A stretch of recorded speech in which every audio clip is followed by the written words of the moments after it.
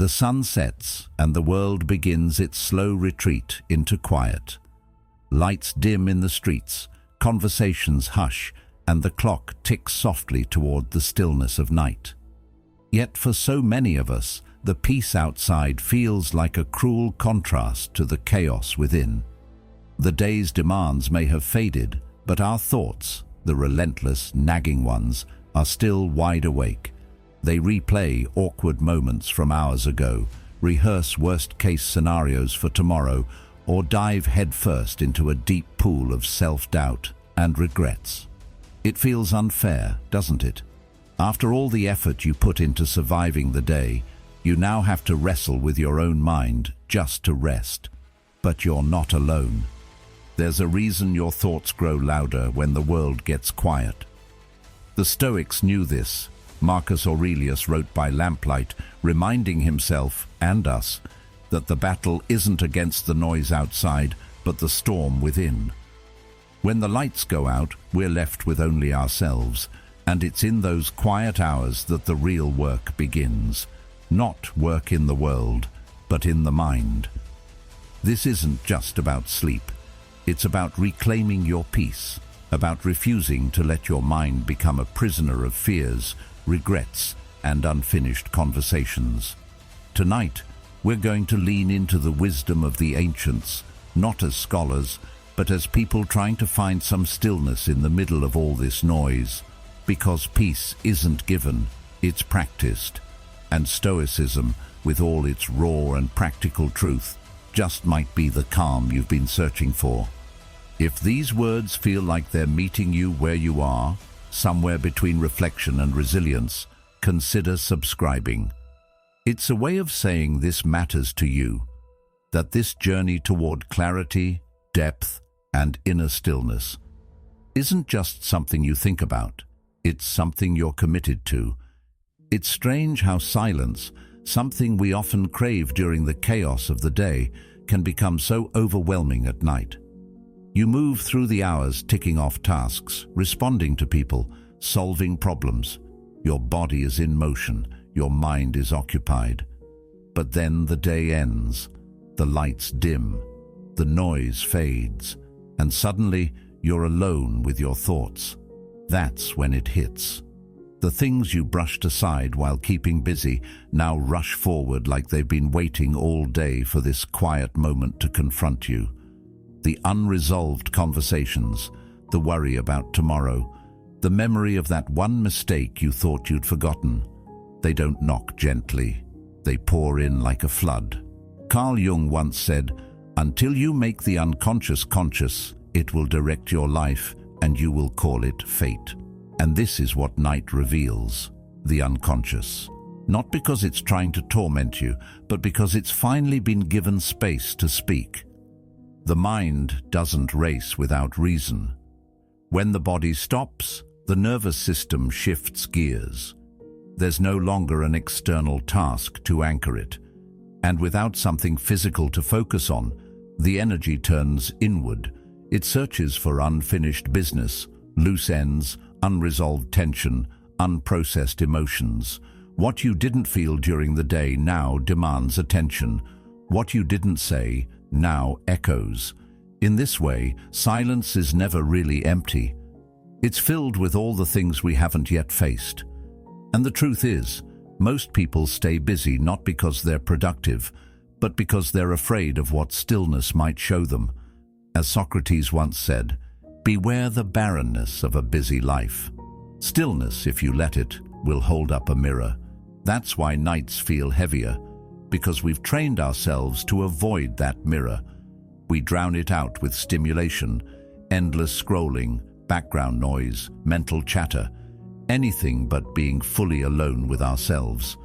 And when all distractions are gone, what's left is the raw, unfiltered truth. The fears we carry, the guilt we pretend doesn't matter, the longing for something we can't quite name. It's not that we're weak for feeling this way, it's that we're human. The Stoics taught that suffering comes not from the thing itself, but from our judgment of it. Epictetus reminded us, "We are disturbed not by what happens, but by our opinions about what happens." And often, those opinions are buried deep beneath layers of avoidance. The silence simply unmasks them. There's a kind of honesty that only the dark invites, and while it can feel brutal at times, it also carries an invitation to listen, to notice, to finally feel. The thoughts that race are often ones we never gave permission to surface, but they've been there, shaping our choices, our moods, our relationships. It's in the stillness that we're given a choice, to ignore them again or to sit with them and try to understand what they're trying to say. As Aristotle observed, knowing yourself is the beginning of all wisdom, and that kind of knowing doesn't come from movement, it comes from pausing. But that pause can feel unbearable if you expect it to be peaceful right away. It rarely is, especially if you've spent years avoiding the deeper currents of your own mind. It takes practice to get comfortable in your own silence. It takes courage to let the thoughts come without reacting to each one. The Buddhists talk about the monkey mind, always jumping, grasping, fleeing. The Stoics, too, recognized this restlessness. Marcus Aurelius, in his journals, reminded himself again and again to return to the present moment, to what is within his control. He wrote, "You have power over your mind, not outside events. Realize this, and you will find strength." That reminder doesn't silence the noise, but it does give you a way to relate to it differently. Because when you start to see the racing thoughts not as enemies, but as signals, everything changes. That flood of memories and fears is trying to tell you something. Maybe you're carrying too much. Maybe there's a conversation you need to have. Maybe you've been trying to be everything to everyone and it's slowly wearing you down. The thoughts don't always arrive with clarity. They come jumbled, exaggerated, dramatic even. But if you let them land, without grabbing onto them, without pushing them away, they begin to sort themselves out, like sediment settling in water. What's important remains, the rest floats away. And in that moment, you're no longer drowning in thought. You're observing, you're choosing, you're remembering that your thoughts are not facts. They are not prophecies. They are not permanent. Plato wrote, "The first and best victory is to conquer self." And that battle begins not with aggression but with awareness, with the gentle discipline of staying present with what is rather than reacting to what might be. That's the core of Stoic philosophy, not to escape life's pain, but to meet it with clarity and intention. This is why night matters. It's not just a time to rest. It's a time to reckon, to sift through the noise and find the still voice underneath. And that voice doesn't shout. It whispers. It often speaks in the language of intuition, of body tension, of half-formed thoughts. But if you listen, really listen, it has wisdom to offer. About what you value, about what's weighing you down, about what you need to release to finally find peace. There's a reason why some of the greatest thinkers, Seneca, Aurelius, even Jung, wrote their most honest reflections at night. Because the dark invites depth. It strips away the performance of the day. It humbles us. It reveals what we've ignored, yes, but it also shows us what we've survived, what we've endured. The mind may race, but that doesn't mean it's broken. It means it's awake, and being awake in this way is the beginning of healing. So the next time your thoughts surge after the world goes quiet, don't panic. Don't try to escape. Let them come. Let them crash and swirl and rise. And then, breathe. Remind yourself that this too is part of being alive. That the storm will pass. That peace doesn't come from avoiding the silence, but from learning to live with it. You're not alone in this. And you're not failing because your mind won't shut off. You're just being asked to sit with what's true. And if you do, even for a moment, you'll notice that the thoughts start to slow. The noise begins to soften. And underneath all of it, there's a kind of stillness that's been waiting for you all along. There's a strange comfort in knowing that sleeplessness isn't a modern curse.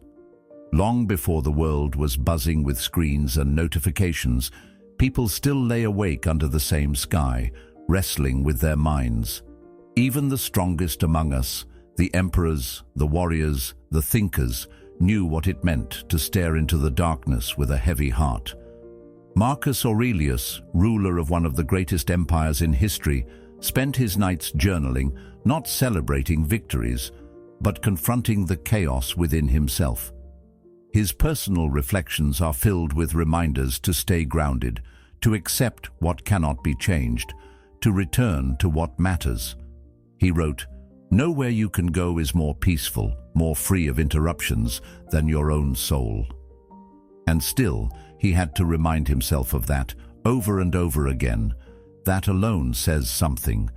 Even emperors didn't feel at peace just because they held power. Even they weren't immune to the restless noise that creeps in when the world gets quiet. We've built this image in our heads that strength means never wavering, that clarity means never questioning. But when you look at the actual writings of these figures, Aurelius, Seneca, even Plato, you see something else entirely. You see people thinking deeply, doubting themselves, trying to make sense of life just like the rest of us.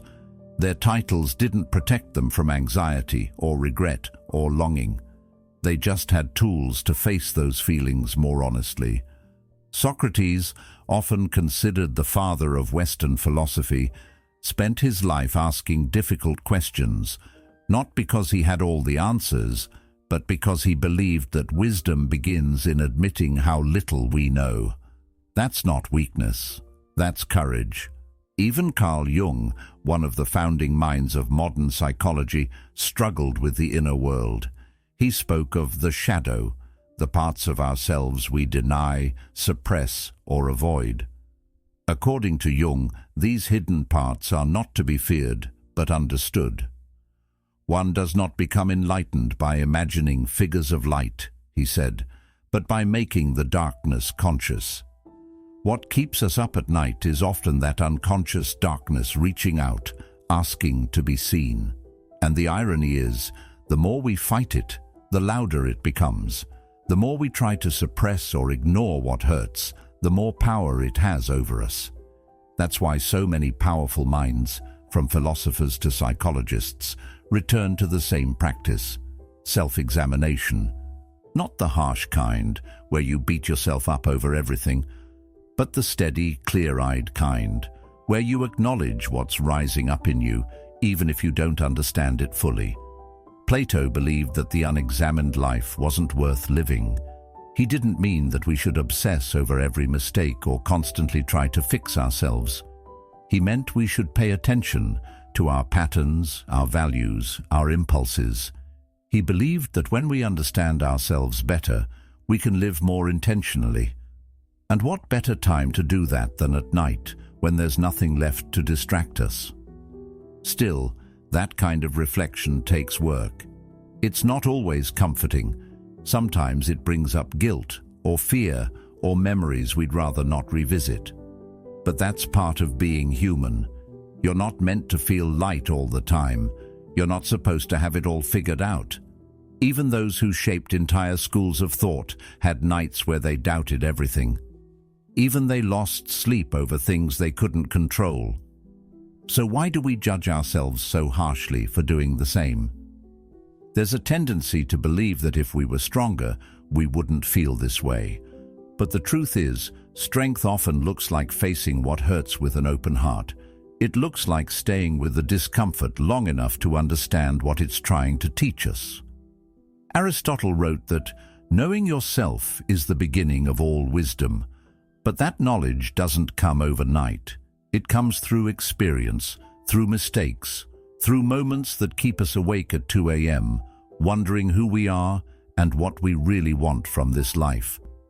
Those questions aren't signs of failure. They're signs that you care, that you're awake, not just physically, but spiritually. And maybe that's something to be honored, because most people numb out. They shut down, they avoid. But if you're here, thinking, feeling, wondering, then you're still open. You're still learning. You're still alive in the deepest sense of the word.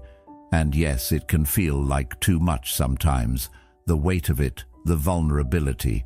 But that's where growth begins, in that quiet place between who you were and who you're becoming. The philosophers didn't claim to be free from pain. They just learned how to move through it with clarity. They learned that peace doesn't come from avoiding the hard parts.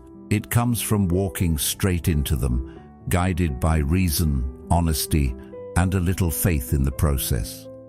You might never rule a kingdom.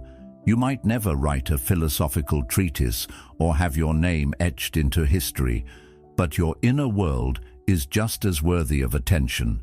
Your questions are just as valuable, your sleepless nights are just as human, and the way you choose to meet them, that matters. Because in that choice, you reclaim something powerful, not control over your thoughts, but your relationship to them, not certainty, but the willingness to keep asking, keep learning, keep showing up with courage.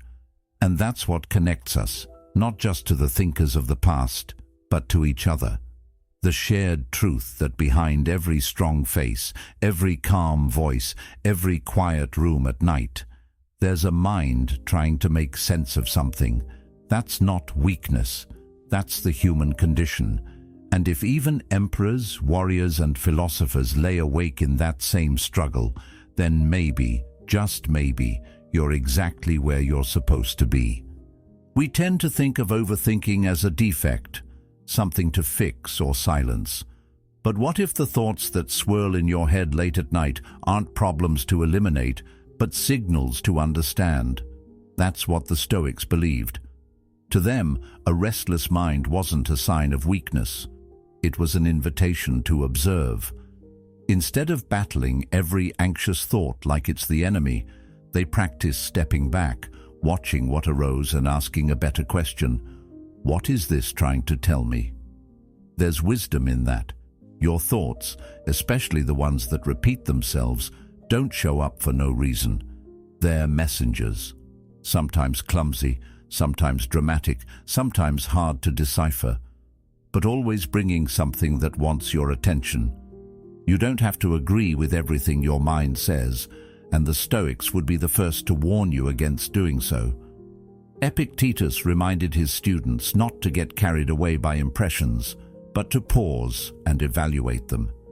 It's not things themselves that disturb us, he wrote, but our opinions about them. In other words, what causes distress isn't the event, but how we interpret it. And our thoughts are often tangled with judgment, memory, fear, and desire. But when you slow down and listen without rushing to react, something shifts. You begin to notice which thoughts are born from fear and which are rooted in truth. Which ones echo your past and which ones are trying to protect you, sometimes in ways that no longer serve you. Carl Jung spoke about this internal dialogue often. He said, "Your visions will become clear only when you can look into your own heart. Who looks outside dreams. Who looks inside awakes." In that way, racing thoughts aren't the problem. They're the call to awaken. They're the parts of you trying to speak up after being ignored all day. We're so trained to think clearly when it comes to the external world. We organize our schedules, prioritize tasks, measure progress. But when it comes to the internal world, the mind, the heart, the stories we carry, we often leave it cluttered and unresolved. The Stoics saw the danger in that. They believed the mind should be as orderly as a well-run household, not because it must be silent at all times, but because it should be in harmony with itself. But harmony doesn't mean absence of noise. It means knowing which sounds belong and which ones are distractions. And you don't get there by shutting your mind down. You get there by paying attention. There's an art to this kind of noticing. It's not about indulging every negative spiral or falling into self-analysis loops. It's about creating a little space between the thought and your reaction to it. Marcus Aurelius, in his Meditations, constantly reminded himself to separate judgment from reality. He'd say things like, "You have power over your mind, not outside events. Realize this, and you will find strength." That's not just a motivational phrase, it's a practical tool. When you're lying awake, gripped by a thought that won't let go, you can ask yourself, is this thought helpful? Is it even true? Or is it just noise? And even if the thought isn't helpful, it's worth asking where it comes from. Because often, what we label as anxiety is actually the mind's attempt to keep us safe. Fear is trying to protect us. Shame is trying to keep us in line. Regret is trying to make sure we don't repeat mistakes. They're all trying to serve us, just not always skillfully.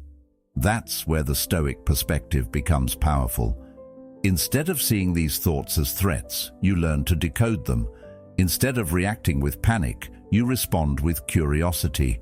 Aristotle believed that understanding was the beginning of wisdom. He saw emotion and reason not as enemies, but as parts of the same whole. Emotions may cloud our reason at times, but they're also rooted in our values. What you worry about, what keeps you up, it usually points to something that matters to you. That's why it hurts.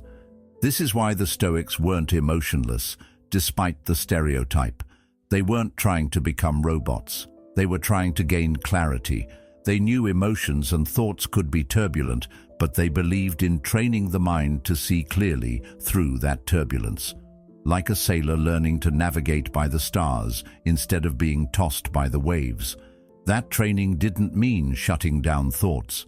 It meant studying them, understanding where they came from, and choosing how to respond. They called this discipline of assent, the practice of evaluating impressions and deciding whether to accept them. Imagine how different your nights would feel if you treated each intrusive thought like that. Not something to fight or believe instantly, but something to question, something to sit with, like a guest knocking at your door. You don't have to let every guest in, but you can meet them with awareness. And sometimes even awareness is enough to disarm a thought. When you simply name what's happening, this is worry, this is insecurity, this is fear of not being enough, it loses some of its power. Naming turns the fog into something you can see. It's like turning the lights on in a dark room. The furniture's still there, but now you're less likely to trip over it. That's what Stoic awareness does. It gives you clarity without needing the problem to disappear immediately. Plato said, "The beginning is the most important part of the work." And that beginning, the simple act of noticing your thoughts without being consumed by them, that's what changes everything. You begin to realize that not every thought requires a response. Not every mental loop has to be solved tonight. Some thoughts are just echoes from an earlier wound. Some are future fears dressed as urgency. Some are just habits your brain hasn't let go of yet. And the more you observe, the more you understand. Understanding brings space. Space brings calm. And from that calm, you can choose your next move, even if it's as simple as taking a deep breath, rolling over in bed, and deciding not to follow that thought down the rabbit hole again. This isn't a skill you master overnight. It's a practice, one you return to gently, without judgment, even when your thoughts are messy, even when your heart feels heavy, because that's when you need it most. Not when everything's peaceful, but when the storm is loud and confusing. That's the moment to remember what the Stoics knew. Your thoughts are not your enemy. They're not problems to fix. They're signals. And if you can listen, not perfectly but patiently, you'll begin to hear the truth underneath them. And that truth, once understood, has the power to quiet even the loudest mind. There's something about the stillness of night that makes everything feel bigger. A small worry from the day becomes a mountain by midnight. A passing comment echoes like a siren in the quiet. You lie in bed, hoping for peace, but instead your mind starts opening doors you didn't even know were there. Thoughts start stacking on top of each other, and before you know it, you're overwhelmed by everything all at once, and in that moment, you feel helpless, like you've lost all control over your own mind. What makes it worse is that there's nothing to distract you. No conversations, no tasks, no noise. Just you, your thoughts, and a darkness that seems to stretch endlessly forward. But that feeling, that deep sinking helplessness, it isn't new, and it isn't a flaw in you. Epictetus, a Stoic philosopher born into slavery, understood it well. His life was one of limitations, of external conditions he couldn't control. But he taught something that flipped the entire script. Some things are in our control and some are not. And within that single idea is a kind of freedom that most people overlook. Because when you're caught in the spiral of nighttime anxiety, what you're really feeling is the weight of trying to control what you cannot. The future, other people's thoughts, past conversations, the outcome of things you haven't even begun yet. The mind clings to these things as if replaying or predicting them might somehow change them, but it won't. And the Stoics knew that. What you can control is how you relate to those thoughts. There's power in that idea, even if it sounds simple. The helplessness you feel doesn't come from the thought itself. It comes from believing you have no choice but to follow it. But Epictetus would argue otherwise. He believed that the only true freedom lies in mastering your response. He once said, "It's not what happens to you, but how you react to it that matters." That includes what happens inside your own head, especially at night. Because the stories you tell yourself when you're tired, alone, and vulnerable, those can shape how you feel about everything else. And if you believe that you're at the mercy of your own mind, then you'll stay trapped in that helplessness. But there's a shift that happens the moment you realize you still have choices, even in the quiet. You can't control whether a thought shows up, that's automatic. But you can choose what you do with it. You can decide to observe it instead of obey it, to question it instead of absorb it, to gently turn your attention toward your breath, your body, your surroundings, grounding yourself in what's real instead of what's imagined. And maybe that doesn't make the worry disappear, but it does shrink it. It puts a little space between you and the spiral, and sometimes that space is all you need to breathe again. Carl Jung once said, "I am not what happened to me, I am what I choose to become." That applies not just to events in your life, but to every thought that passes through your mind. You are not your fear. You are not your worst memory. You are not the anxious prediction your brain whispers at 2 a.m. You are the awareness underneath those things, the part of you that can witness without getting pulled under. And that part is where your power lives. That's what the Stoics were pointing toward when they spoke of inner freedom. Not the absence of trouble, but the presence of self-mastery. Of course, this takes practice. The mind is used to running the show. It loves to imagine, to dramatize, to rehearse every worst-case scenario like it's preparing for a performance. But when you begin to see those thoughts as just thoughts, not instructions, not truth, not destiny, something starts to change.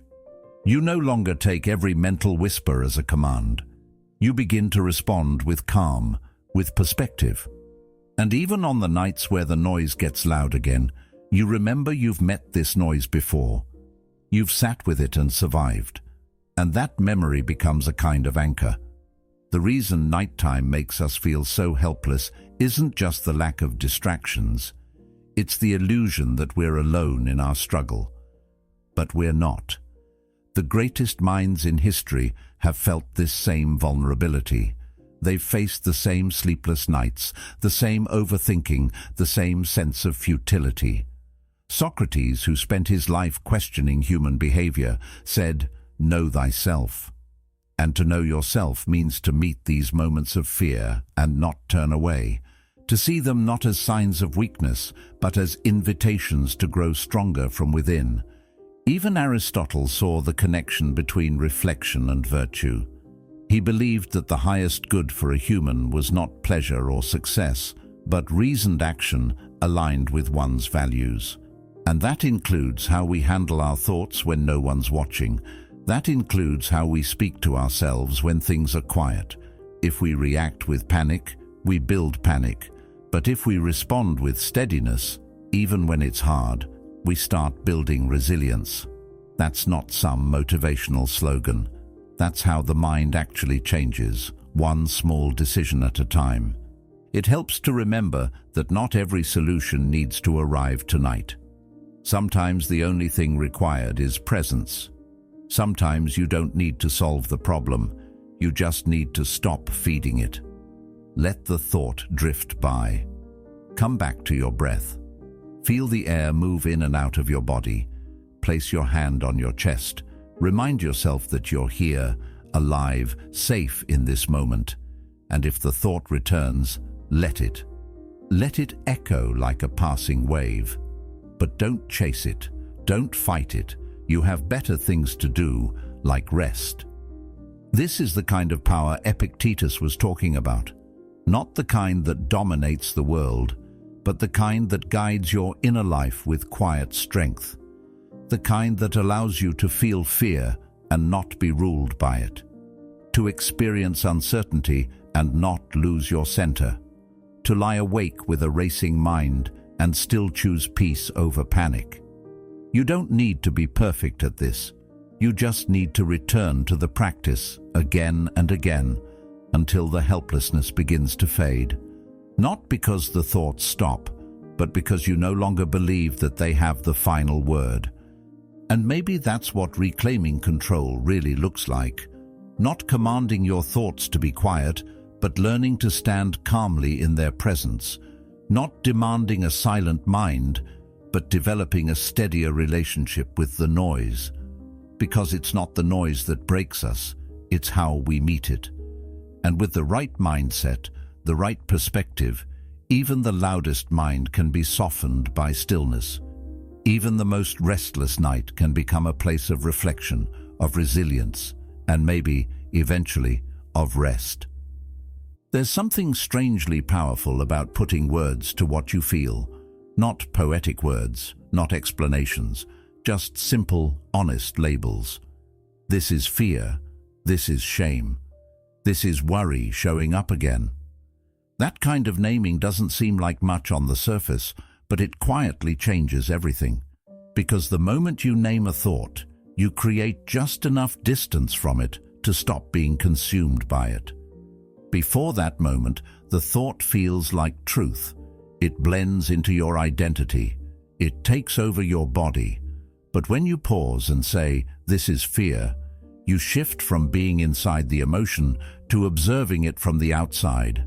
And observation brings space. That space is where peace begins. The Stoics understood this. They practiced what they called the discipline of assent, the ability to pause and examine every impression, every emotion, every narrative, before agreeing with it. Epictetus taught that we should never say, "I am afraid," but rather, "There is fear." That subtle shift matters. One statement fuses your identity with the feeling. The other recognizes it as a passing visitor. You are not fear. You are the one who notices fear.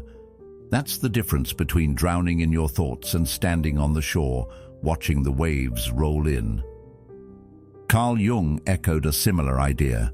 He said, "Until you make the unconscious conscious, it will direct your life and you will call it fate." Unnamed emotions have that kind of power. They drive your choices, shape your self-image, keep you awake at night, all while hiding in the shadows of the mind.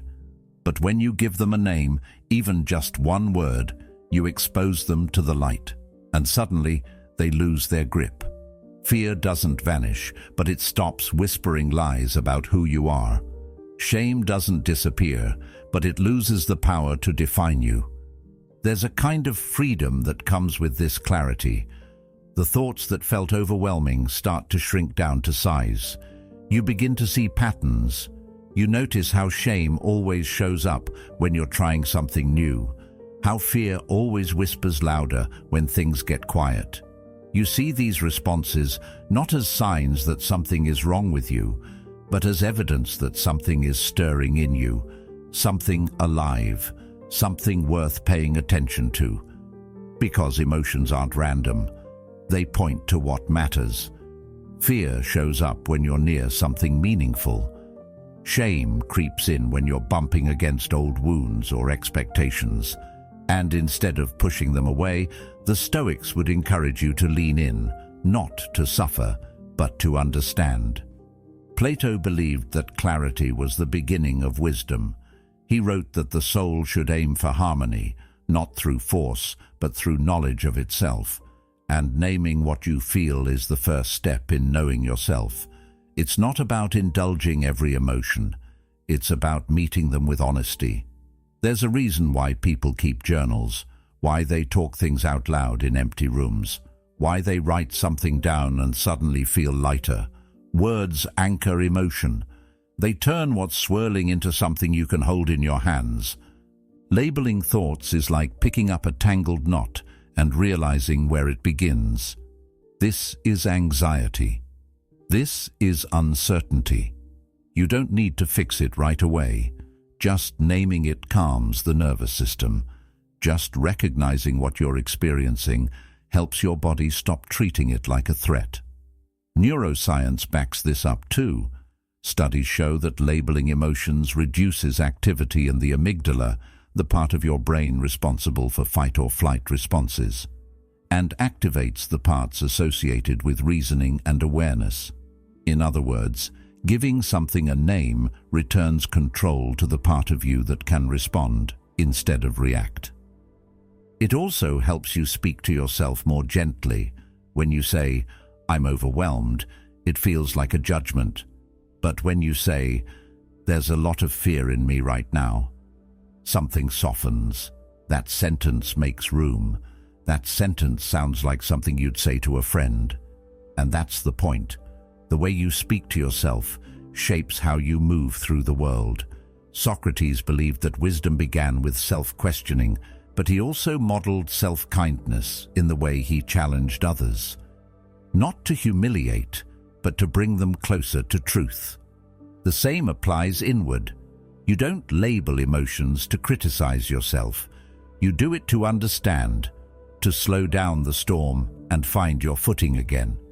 This kind of practice doesn't require perfect self-awareness. You don't have to get the word exactly right. You just need to pause long enough to listen to what's really going on, to stop letting the emotion drive your behavior blindly, to say, "Okay, this is shame. This is the feeling that tells me I'm not enough." And then, just let it be there for a moment. Breathe with it. Watch how it loses intensity simply by being seen. That's not weakness, that's strength. Over time, something remarkable begins to happen. You develop a kind of inner map. You start to recognize old patterns sooner. You catch yourself mid-thought and say, there's that fear of failure again. And with that recognition, you respond differently. Maybe you don't lash out. Maybe you don't give up. Maybe you don't spiral into doubt. Maybe you just breathe, acknowledge the emotion, and move forward anyway.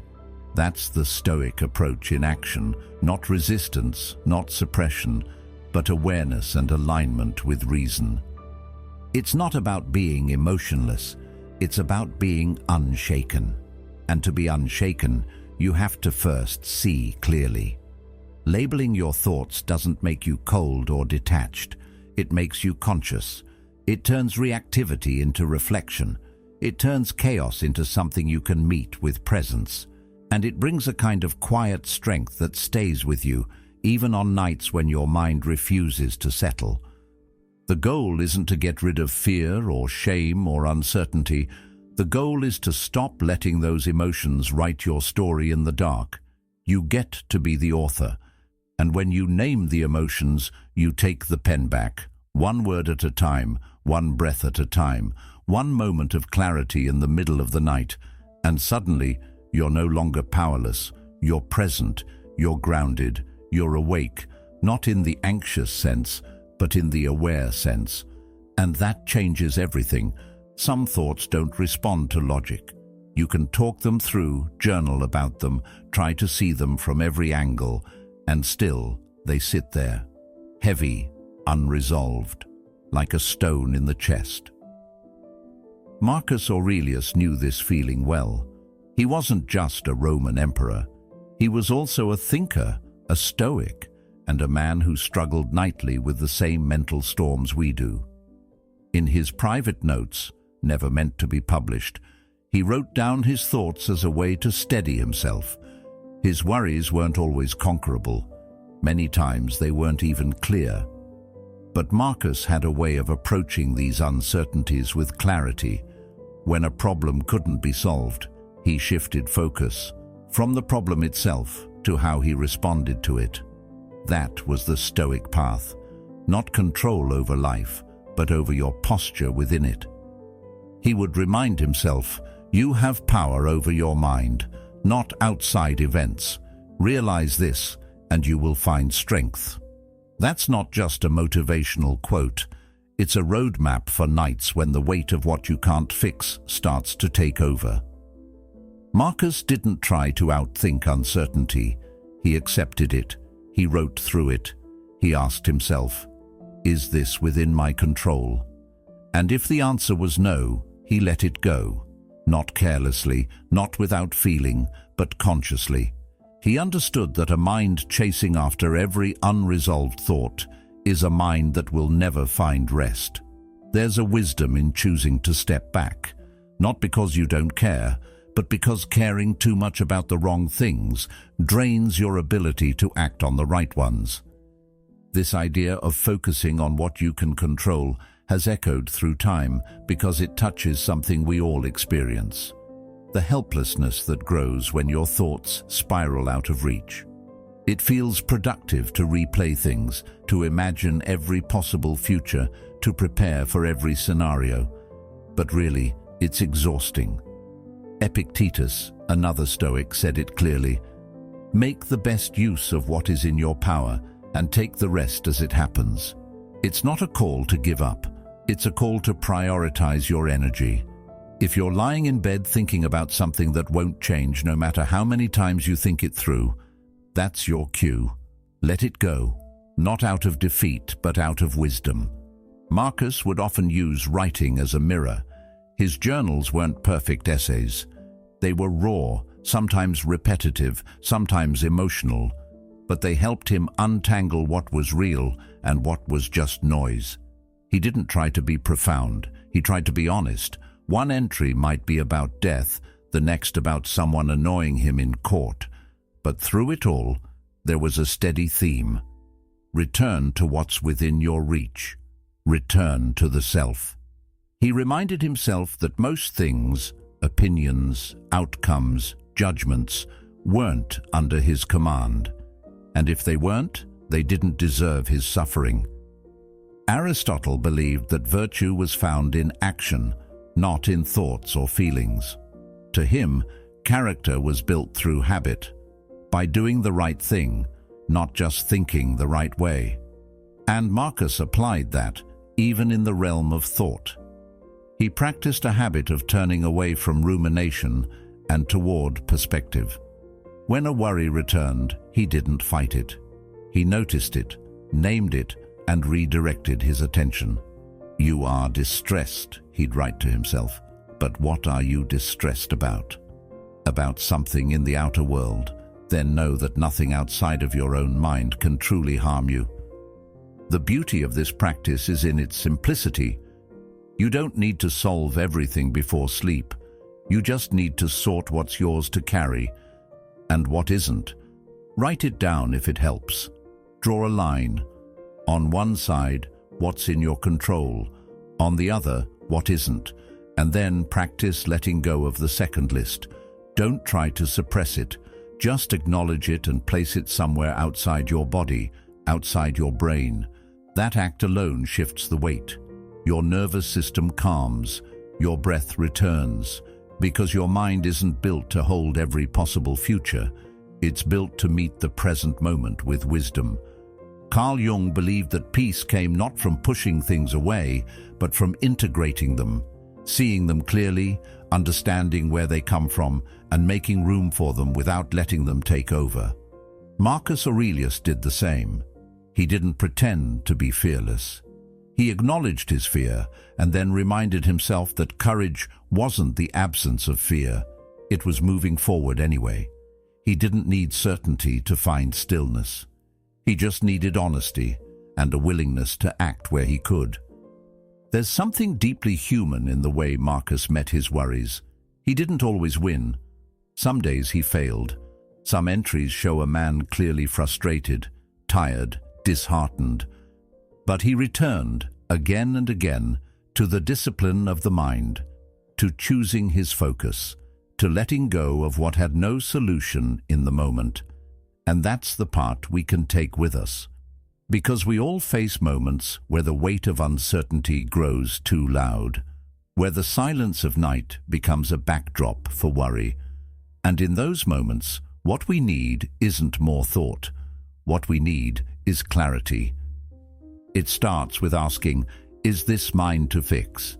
If it is, then act. Even a small step will bring relief. If it isn't, then surrender. Not with apathy, but with acceptance.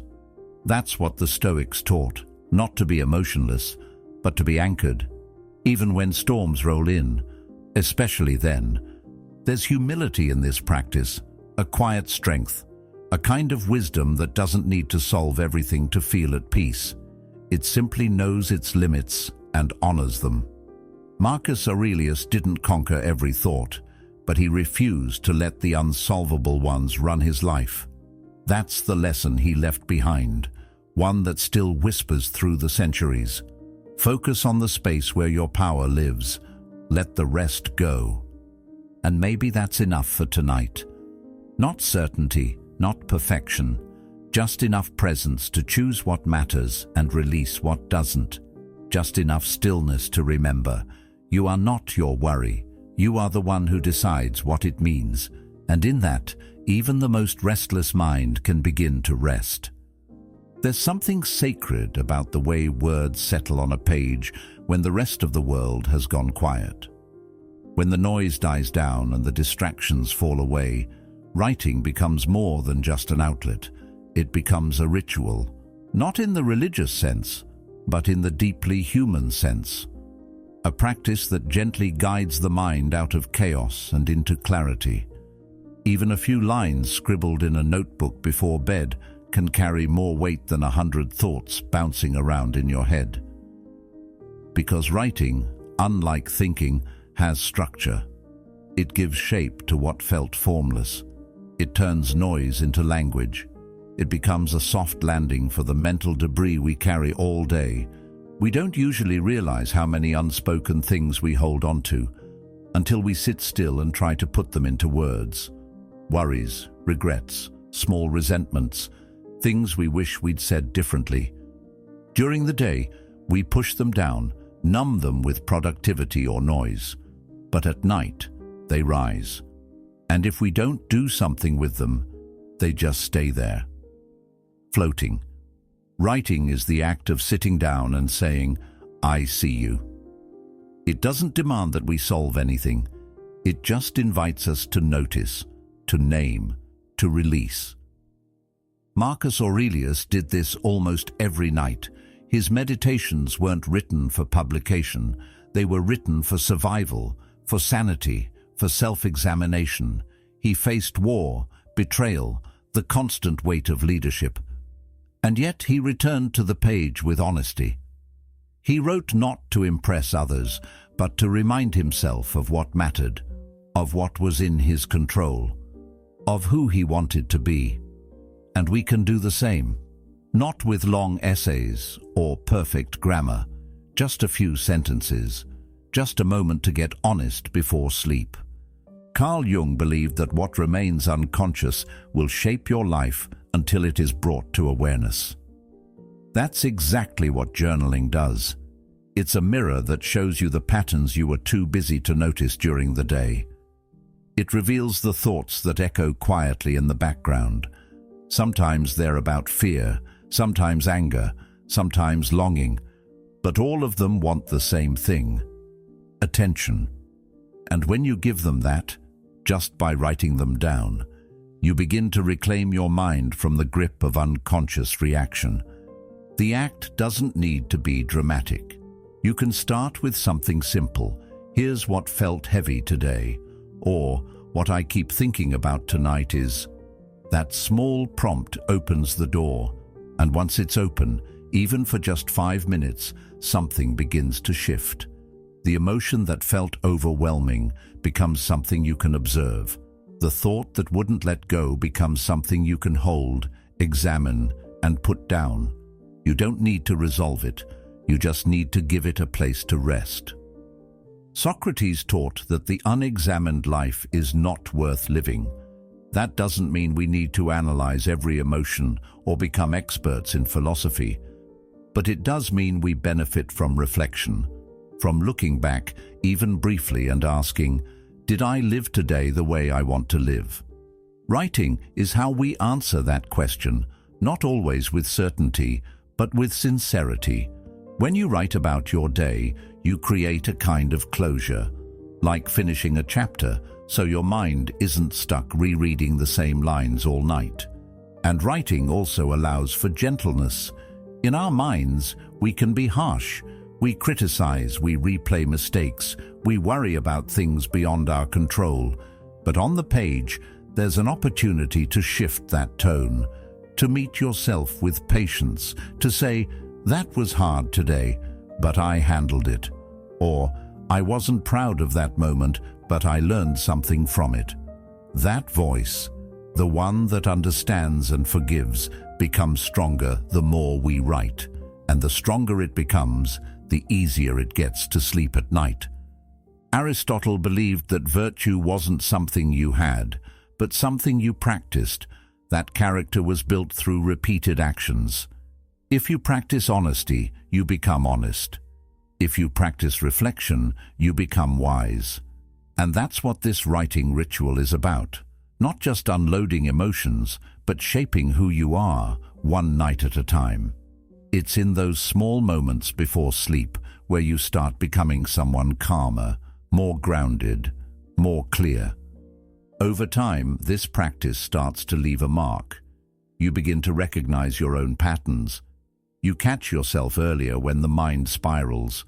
You start to notice what triggers anxiety or what fills you with peace.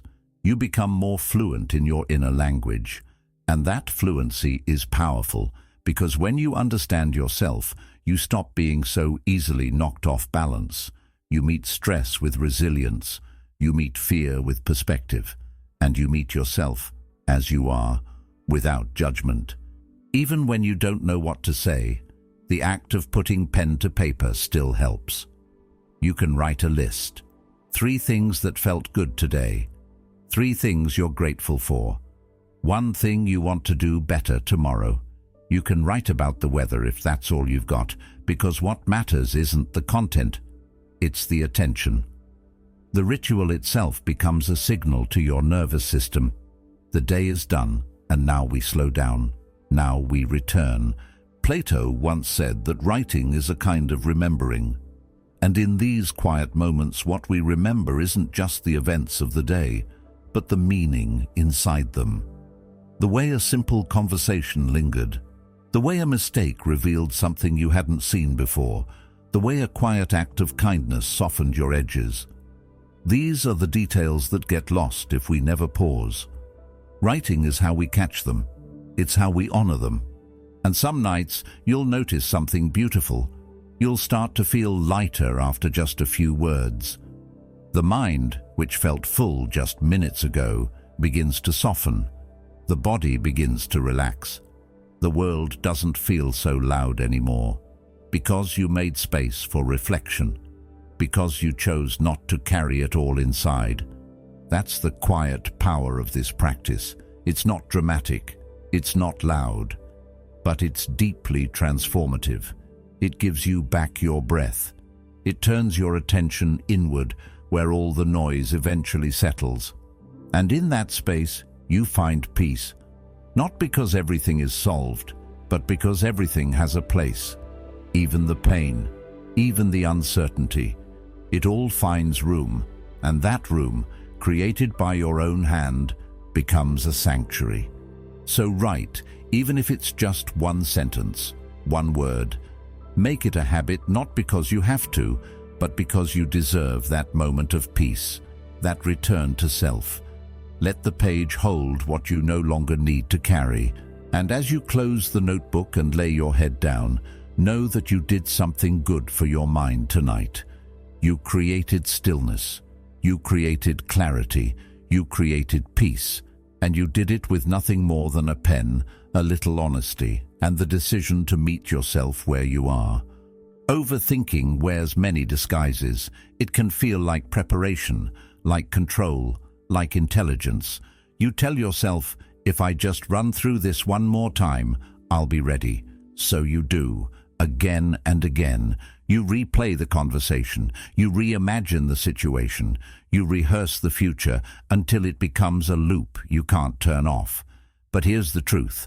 Overthinking isn't clarity. It's noise dressed up as strategy, and the more we indulge it, especially at night, the further we drift from peace. What we think is helping us prepare is often what's keeping us stuck. There's a quiet lie embedded in overthinking, the idea that if you think through every possible outcome, you'll avoid pain. That somehow by mentally rehearsing the worst, you'll soften its blow or even prevent it. But pain doesn't work that way. Life doesn't give you bonus points for worrying in advance. In fact, it usually subtracts from your present, because the moment you're in, the one where you could rest, reflect, breathe, is being hijacked by a future that doesn't even exist yet. Epictetus said, "We suffer more in imagination than in reality." And if you've ever laid in bed rehearsing how someone might react, or replaying what you should have said hours ago, you know what he meant. The suffering isn't in the actual event, it's in the rehearsal. The brain's natural instinct is to scan for threats. That's what keeps us alive. But when left untrained, it turns that instinct inward. It becomes hyper-vigilant, always scanning, never arriving. And instead of protecting you, it ends up draining you. Carl Jung believed that what you resist persists. And overthinking is, at its core, a kind of resistance, a refusal to trust the unknown. It's the mind's way of saying, I'm not ready to let go. But the irony is that letting go isn't the end of preparation. It's the beginning of real clarity. Because when you stop obsessively rehearsing, you finally give your attention to what's here. And what's here, right now, is the only place you can actually make a difference. There's no certainty in life. Even the Stoics, with all their wisdom, understood that deeply. Marcus Aurelius didn't write his meditations to make life predictable. He wrote them to make peace with unpredictability. If you are distressed by anything external, the pain is not due to the thing itself, he said, but to your estimate of it, and this you have the power to revoke at any moment. Overthinking inflates our estimates. It makes problems feel bigger than they are. It makes us feel smaller than we are. And the only way to shrink the fear back to its real size is to return to presence. Presence doesn't mean ignoring the future. It means acknowledging it without becoming consumed by it. When you ground yourself in the now, in the feel of your breath, the weight of your body, the softness of the night, you teach your mind to rest. You give it something real to hold on to, because the future, no matter how vivid your imagination, is always fiction until it arrives. And the past, it's already gone. What remains is this moment, and this moment is always manageable, even when it isn't easy.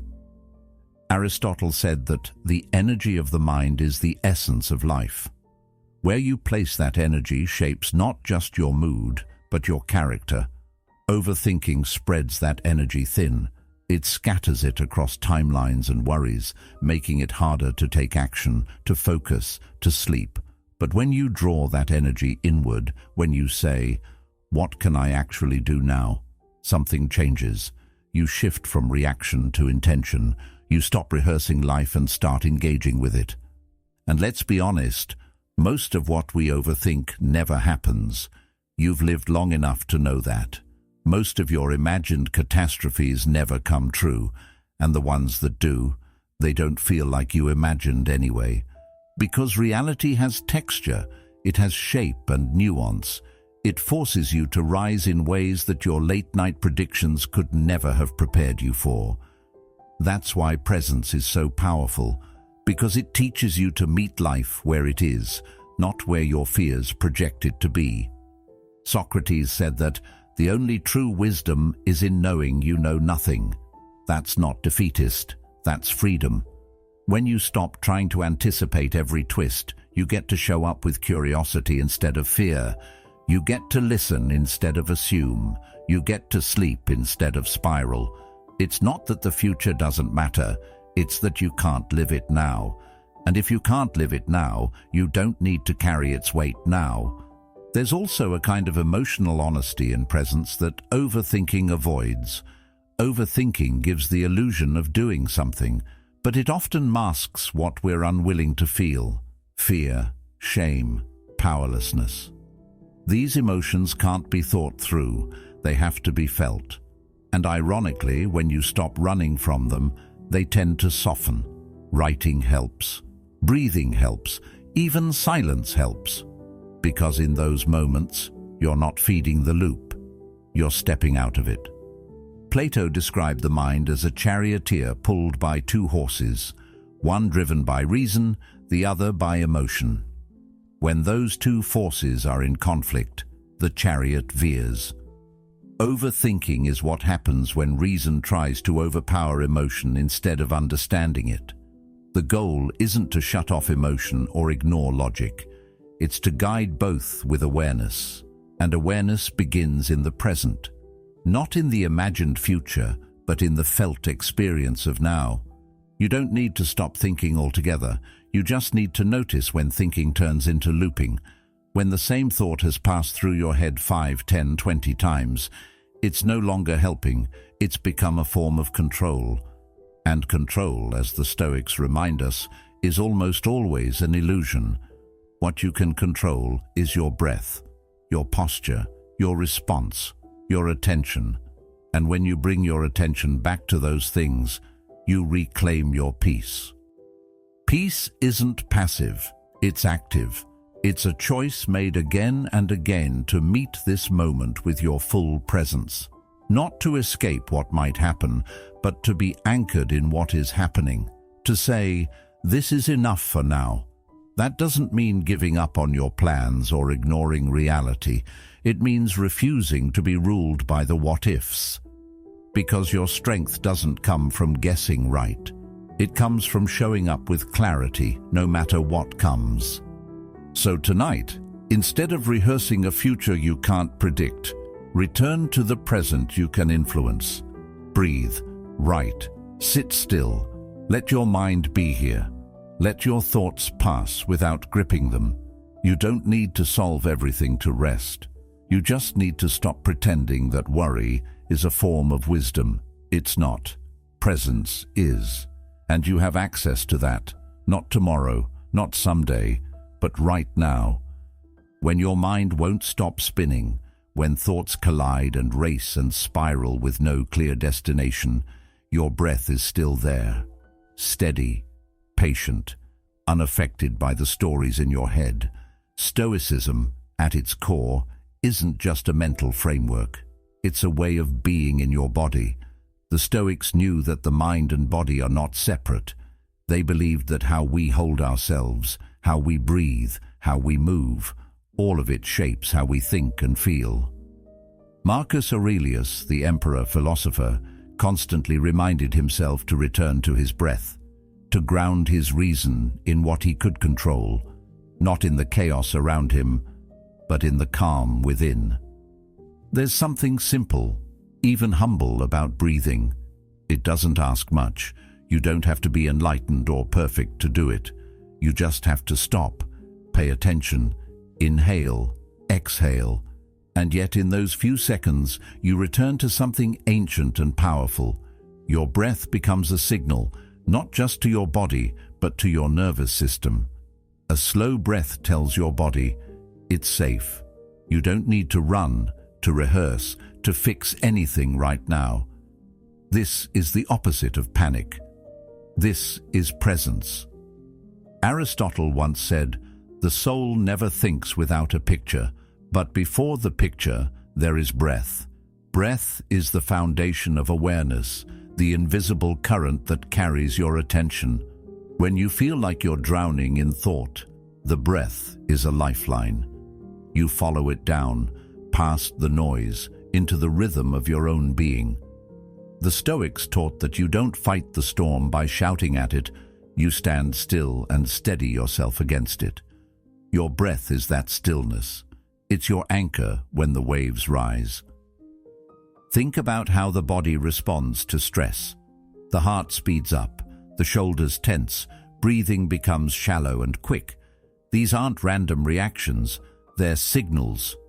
Your body is trying to tell you something. And instead of ignoring it, Stoicism invites you to listen, to work with the body, not against it. Epictetus reminded us that some things are within our control, and some things are not. The breath, that's yours.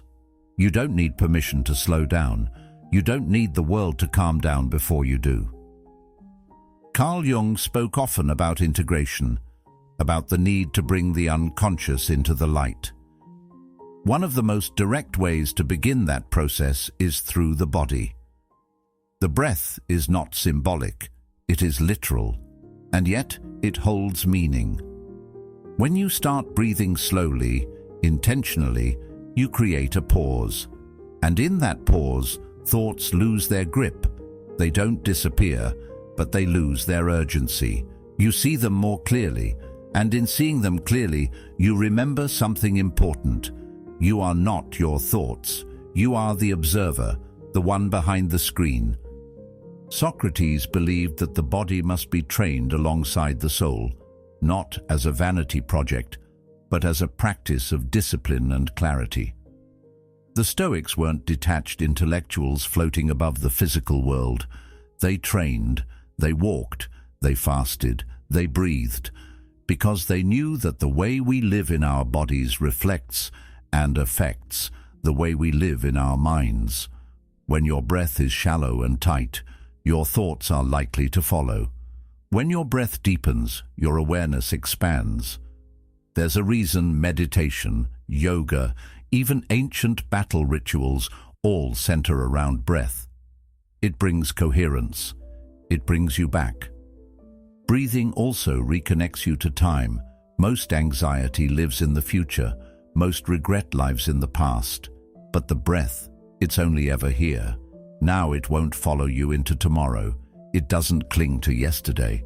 When you focus on your breath, you align with the present moment, and that's where all your actual power is. You can't take meaningful action tomorrow if you're paralyzed today. You can't solve a problem when your nervous system thinks you're under attack. The breath reminds your body that you're not, that you are safe enough to reflect, to feel, to think clearly. Even in philosophy, where the emphasis often seems to be on reason and logic, the Stoics grounded their wisdom in lived experience. Marcus Aurelius didn't just write about stillness. He practiced it through breath and posture and habit. His journal is filled with reminders to return to yourself, to stand firm like a rock. And these weren't metaphors, they were physical instructions. Your body speaks the language of presence long before the mind catches up. That's why breathing isn't a backup plan. It's the primary one. When you notice your thoughts becoming frantic or scattered, when the weight of your day starts pressing down at night, the solution isn't always thinking through it harder. Sometimes it's closing your eyes and taking 3 slow breaths. That's it. That's the reset. That's the moment the spiral slows, and the space between thoughts opens up just enough for clarity to step in. It's not magic, it's physiology meeting philosophy. The Stoics would have understood the science too, if they'd had access to it. They would have appreciated the studies showing how slow, deep breathing activates the parasympathetic nervous system, the part of us responsible for calm and healing, because they already lived it. They already saw that the path to inner peace wasn't through control, but through cooperation with nature, with life, and with yourself. And your breath is the most natural part of you. It arrives without asking. It leaves without effort. And in between, it's your most direct path home. When you can't think straight, breathe straight. When you feel overwhelmed, let your breath be your first response. Let it remind you that you are not behind, not broken, not bound by the story your mind is spinning. You are here, fully, and that's enough. That's where peace begins. Not in the next answer, not in the perfect routine, but in one quiet inhale followed by one slower exhale. Again and again, until the mind remembers that it doesn't have to carry everything alone. Even as you lie in bed, feeling the tension in your chest or the restlessness in your legs, your breath remains steady, soft, waiting. Let it be the first thing you return to when the night feels too loud. Let it guide you away from rumination and into rhythm. Let it pull you back from the edge of spiraling thought. Because no matter how far your mind travels, your breath is always there, calling you home, to presence, to peace, to yourself. Gratitude has a reputation problem. Too often it's packaged as a cliché, something fluffy, decorative, like a motivational poster you hang on the wall, but never really absorb, and because of that, people dismiss it. But the kind of gratitude that truly matters, the kind that Stoics spoke of and practiced, isn't about forcing positivity or pretending that life is always beautiful. It's about training your attention, deliberately, purposefully, especially when your mind wants to spiral into the darkness of everything that feels missing, wrong, or uncertain. Because that's when it matters most, not when things are going well, but when they're not. There's a point in the evening for many people when the world gets quiet, but the mind doesn't. When the body is ready for rest, but the thoughts start pacing. That's when the mind starts reaching for the conversation that didn't sit right, the mistake you made 5 years ago, the future you still can't predict.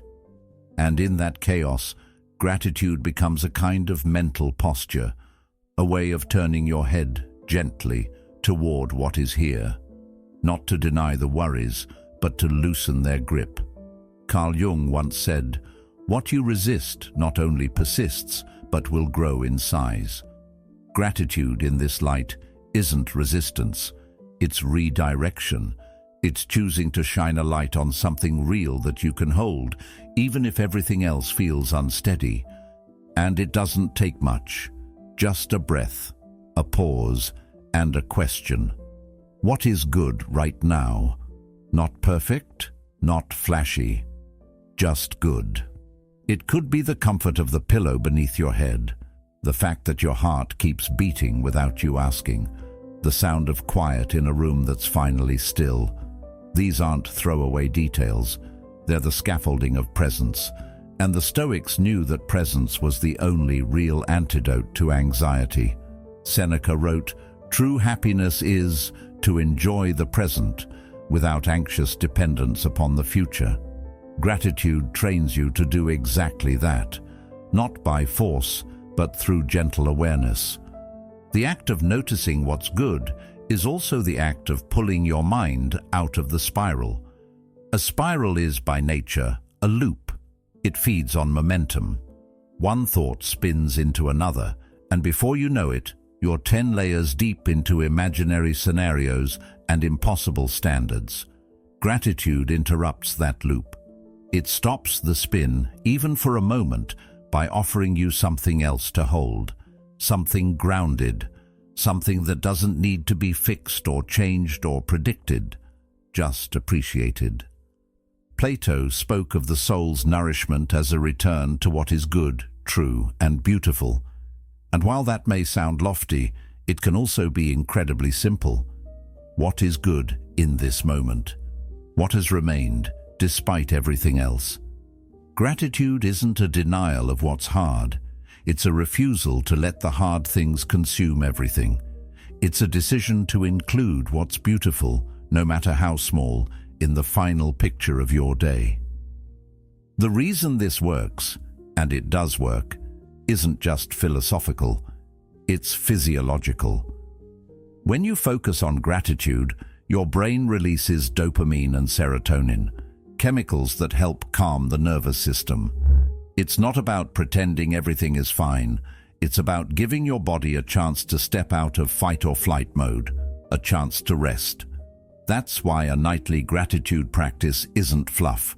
It's maintenance for your mind, your mood, and your sense of self. Socrates once suggested that an unexamined life is not worth living, but there's a flip side. A constantly self-criticized life isn't peaceful either. Many people review their day with a spotlight on what went wrong, the comment they shouldn't have made, the task they didn't finish, the feeling they couldn't shake. And yes, reflection is important, but if it's not balanced by acknowledgement of what went right, even if it's just the effort you made to show up, it becomes punishment, not growth. Gratitude brings balance. It allows you to see the full picture, not just the parts you want to critique. Aristotle spoke of eudaimonia, a state of flourishing, of living in alignment with one's highest values. Gratitude, when practiced intentionally, is a bridge to that state. It helps you see the alignment that's already happening, the quiet ways you're living your values even in small, unglamorous moments. Maybe you offered someone kindness when you were tired. Maybe you paused before reacting with anger. Maybe you simply endured a hard day without letting it harden you. These are wins, and they deserve to be named. Writing them down, even if it's just 3 lines before bed, gives them weight. It tells your brain, this matters. This is what we're choosing to remember. And that choice, repeated night after night, reshapes how you meet your days. Not by turning you into a blindly optimistic person, but by training your mind to recognize what's steady and whole, even when the surface feels turbulent. Carl Jung also said, "Until you make the unconscious conscious, it will direct your life and you will call it fate." Gratitude helps you make your attention conscious. It makes you aware of where you place your focus and why. And over time, that awareness builds trust in yourself, in your ability to hold discomfort and still see beauty, in your ability to reflect without spiraling. This is not spiritual fluff. This is emotional strength. The Stoics didn't write about gratitude as a list-making exercise. They wrote about it as a discipline. Marcus Aurelius reminded himself daily of the things he took for granted, not to feel better, but to feel connected to life, to people, to the present moment. He wrote, "Do not indulge in dreams of having what you have not, but reckon up the chief of the blessings you do possess." That's gratitude, not the denial of longing, but the recognition of enough. Enough. That's the quiet gift of this practice. When your mind starts whispering that you haven't done enough, haven't become enough, haven't solved enough, gratitude lets you say, maybe, but I have this. And sometimes that's the difference between restlessness and rest, between spiraling and surrender. Gratitude doesn't make the hard things disappear, but it does remind you that they're not the only things. So as the day winds down and your thoughts start looking for somewhere to land, give them a softer place to rest. Let them land on what you've appreciated. What made you smile? What held you up? Not to ignore the pain, but to give equal weight to the peace. That's balance. That's wisdom. That's Stoicism in practice, not just in theory. And it starts with a simple pause, a breath, and a question. What do I have right now that I didn't notice before? That answer, whatever it is your anchor. Hold it. Let it pull you back from the spiral. Let it bring you into the quiet strength of presence. Let it remind you that even now, especially now, there is something worth being thankful for. Not as decoration, but as medicine, as clarity, as truth. There's a quiet wisdom in simplicity that the Stoics understood long before minimalism became a trend. They didn't speak of simplicity in terms of aesthetics or design choices, but as a way of life, a kind of emotional and mental clarity that begins in your surroundings and seeps inward. And nowhere is that more evident than in the hours before sleep. The Stoics believed that what fills our space often reflects what fills our mind. And when the day ends, when distractions fade and the world gets still, the clutter we ignored all day starts to echo. Physical clutter, yes, the things left undone, the disorganized space around us, but also the emotional clutter we carry, unspoken worries, unprocessed tension, unresolved thoughts that hang in the air like dust. Seneca wrote, "If you live in harmony with nature, you will never be poor. If you live according to what others think, you will never be rich." And part of that harmony, he believed, came from living simply, not in deprivation, but in clarity, not because you can't have more, but because more isn't always better, especially at night, because the mind, like the body, needs room to stretch, room to breathe, and clutter, in any form, tightens that space. It closes in, it overwhelms. That's why so many of us feel mentally crowded as soon as we lay down, because we haven't made room for rest. Simplicity isn't sterile, it's not cold, it's calm. A room that's quiet, with dim light and soft textures, has a different kind of conversation with your nervous system.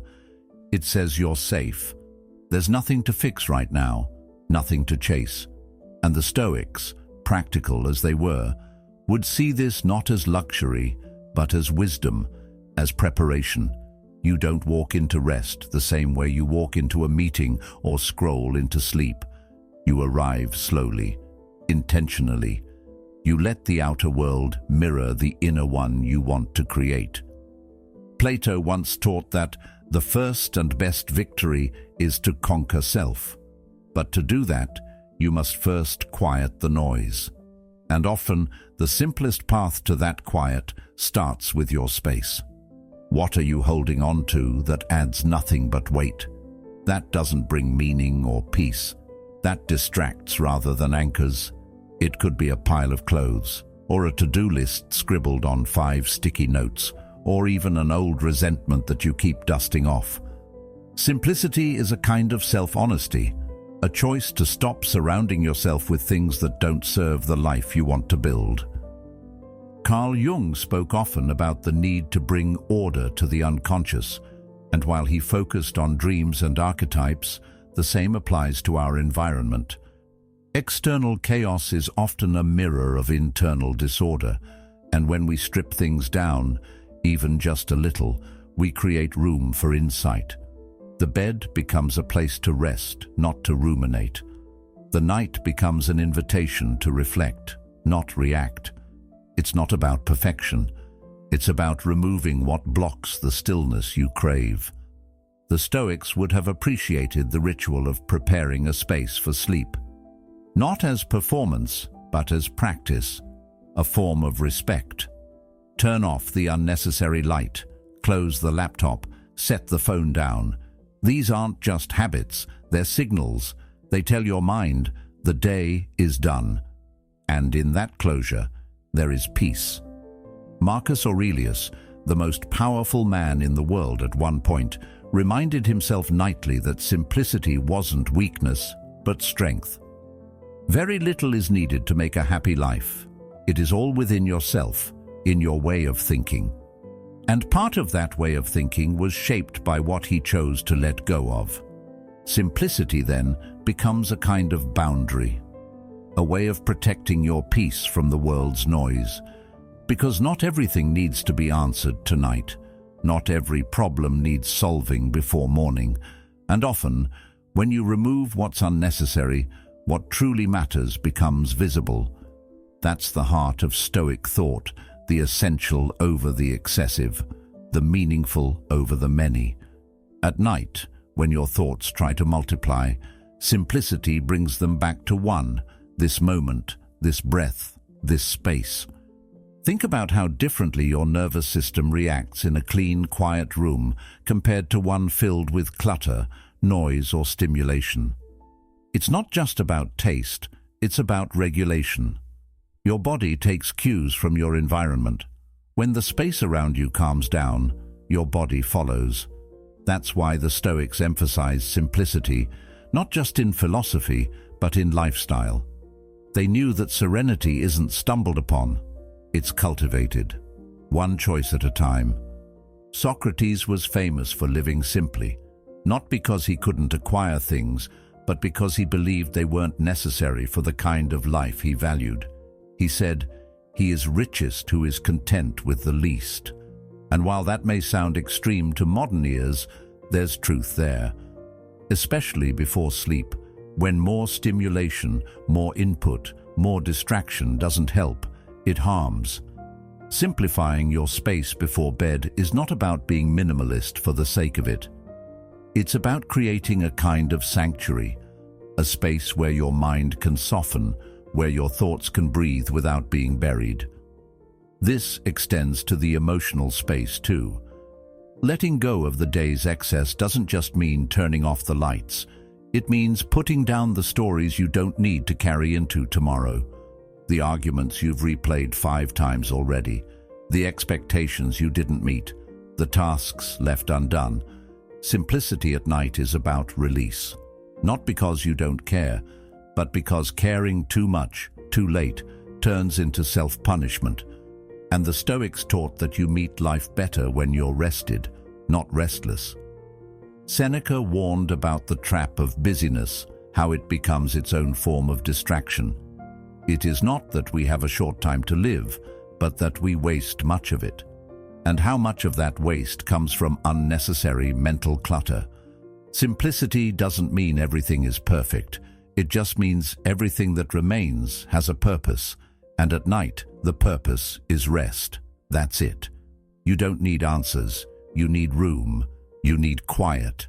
You need fewer reasons to keep your mind awake. Letting go of excess is not a loss. It's a return to what matters, to what helps, to what heals. When you simplify, you're not shrinking your world. You're making space for the parts that count. And as the Stoics believed, peace isn't about avoiding life. It's about learning how to live it with less noise, with clearer eyes, with a lighter heart. And that starts with what you choose to surround yourself with when the world finally goes quiet. Simplicity in that moment is not a design choice. It's a way of saying to your mind, you're safe now. You can let go. You can rest. There's a strange kind of shame that creeps in when your mind refuses to settle. You lie there in the dark, exhausted but wide awake, and the thoughts keep turning. Memories, plans, regrets, fears, all jumbled together in a restless loop. And somewhere in that noise, a quiet accusation starts to whisper, "Why can't you just calm down? Why can't you sleep like everyone else?" That inner voice makes restlessness feel like failure, like weakness. But it's not. And the Stoics, the same thinkers who've inspired warriors, leaders, and everyday people for centuries, they knew this. They understood that the human mind, even at its most trained and disciplined, is not immune to turbulence. It's part of being alive. And the presence of restlessness isn't a flaw in your character. It's a signal that you are, in fact, human. Marcus Aurelius, the emperor who ruled Rome during one of its most difficult periods, wrote in his private journals about the very same feeling, the weight of a restless mind. He struggled with thoughts that wouldn't stop, worries about duty, justice, mortality. He once wrote, "The mind that is anxious about future events is miserable." But notice what he didn't say. He didn't say it's broken. He didn't say it should be silenced with force. He simply observed it, named it, accepted it. Restlessness wasn't his enemy. It was part of the terrain he had to learn to move through with clarity. That's one of the core principles of Stoic thought, to see things as they are, not worse than they are, not through a lens of shame, but with calm honesty. The mind wanders, the body tires, the emotions rise. All of that is natural, all of that is human. Even Socrates, the great teacher who challenged Athens to think deeper, often wandered through hours of silence, reflecting deeply, questioning endlessly. He never claimed the goal was to rid oneself of all unrest, only to understand it better. He believed wisdom began with admitting what we don't yet know, and that includes why we sometimes feel so unsettled. There's a certain freedom in that idea, isn't there? That you're not alone in the tossing and turning, that the ones we consider wise, the philosophers, the rulers, the teachers, they too sat in their thoughts, often overwhelmed by them. Carl Jung put it plainly, "Even a happy life cannot be without a measure of darkness." He saw the human mind not as something to perfect, but something to meet with respect and curiosity. And the restlessness, that was a shadow, not evil, but misunderstood, something that rises when parts of the self need attention, not rejection. What the Stoics would remind us is that restlessness isn't a problem to solve with force. It's a signal to listen to with patience. It might mean there's something unresolved, something you've been pushing down all day now, demanding to be acknowledged. Or it might mean nothing at all, just the nervous energy of living in a complicated world. In either case, judging it makes it worse. Accepting it makes it manageable. We often confuse stillness with silence, but they're not the same. Stillness isn't the absence of thought. It's the presence of perspective. You can be filled with thoughts and still be grounded. You can feel a wave of anxiety and still be okay. That's the reframe. That's the shift the Stoics invite us into. They didn't say, "Don't feel." They said, "Feel," and learn to navigate it. Aristotle spoke of finding balance, the golden mean between extremes. Not too much, not too little. Courage, he said, sits between fear and recklessness. Peace might sit somewhere between chaos and denial. If you're restless, it may not mean something's wrong. It might mean you're in motion, emotionally, psychologically, even if your body is still. And that's not a fault. That's the current of being alive, moving through you. The problem isn't restlessness itself, it's the story we attach to it. This means I'm failing. This means I'm weak. This means I'm broken. But what if it doesn't mean that? What if it simply means your system, body, mind, heart, is processing? What if the goal tonight isn't to eliminate that energy, but to meet it differently, to soften around it, to observe it, to breathe with it? That's where the Stoics were ahead of their time. They understood that much of our suffering comes not from the experience itself, but from the resistance to it. Epictetus said, "We suffer not from the events in our lives, but from our judgment about them." So when restlessness shows up and we label it as failure, we double our suffering. But when we see it simply as movement, a natural part of the human rhythm, we give ourselves room to settle without force, room to be okay even when we're not calm yet. There's a quiet kind of strength in this, not the loud, confident kind we're used to seeing celebrated, but a deeper kind, the strength to sit in discomfort without rushing to escape it, the strength to acknowledge the racing thoughts and not let them define your worth, the strength to say, "This too is part of the night." The Stoics believed that character is shaped not in moments of ease, but in how we face the things we can't immediately fix. And restlessness is one of those things. It's a visitor. It doesn't respond well to being forced out. But if you make space for it, if you treat it like something familiar rather than foreign, it often loosens its grip. The same way a storm doesn't last forever, even when it feels like it will. So next time your mind won't settle, remember this. You're not doing something wrong. You're experiencing what people have always experienced. Even the wise, even the strong, even the quiet ones. You're not failing, you're feeling. And if you can see restlessness not as a sign of weakness, but as part of the process, it starts to lose its sting. You start to soften, you start to breathe, and eventually, gently, you begin to rest. Not in the absence of thought, but in the acceptance of it. The Stoics would call that wisdom. And maybe, tonight, that's enough. There's a certain heaviness that builds when your worries blur into one another, vague, shapeless, but persistent. They don't line up neatly or wait their turn. They pile on, one after the other, until it feels like you're carrying things that don't even belong to you. And maybe that's the problem. Maybe the weight we feel at night isn't just from our responsibilities.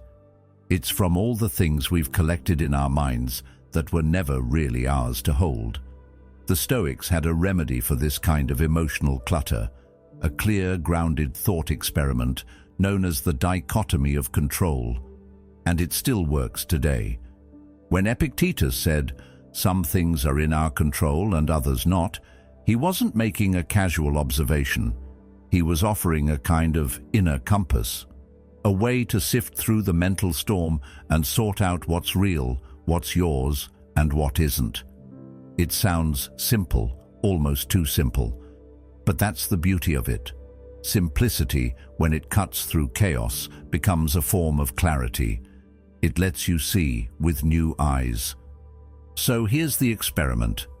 When your mind starts racing, when you're buried under looping thoughts and unfinished conversations, pause. Not to stop the thoughts, that's not the goal, but to observe them with gentleness and distance. Imagine laying them out one by one, not to judge, but to ask a single question. Is this within my control or isn't it? The answer isn't always obvious at first, but when you really look, it becomes clear. That strange look someone gave you earlier, out of your control. The weather tomorrow, out of your control. Your reaction to that look, your preparation for the rain, that's yours. It's subtle, but transformative. Suddenly, the field of worry shrinks, not because you forced it, but because you filtered it. Carl Jung once said, "What you resist persists." And he was right. When we fight every worry as if it's our job to solve it all, we give it power. But when we simply sort them, like items in a drawer, we reclaim that power. We don't need to hold what doesn't belong to us. In doing so, we create space in the mind. Not silence necessarily, but room to breathe, room to think clearly. There's something deeply human in this process, to want to carry everything, to believe that if we worry about something hard enough, maybe we'll stop it from happening. That's the illusion. That worry equals preparation.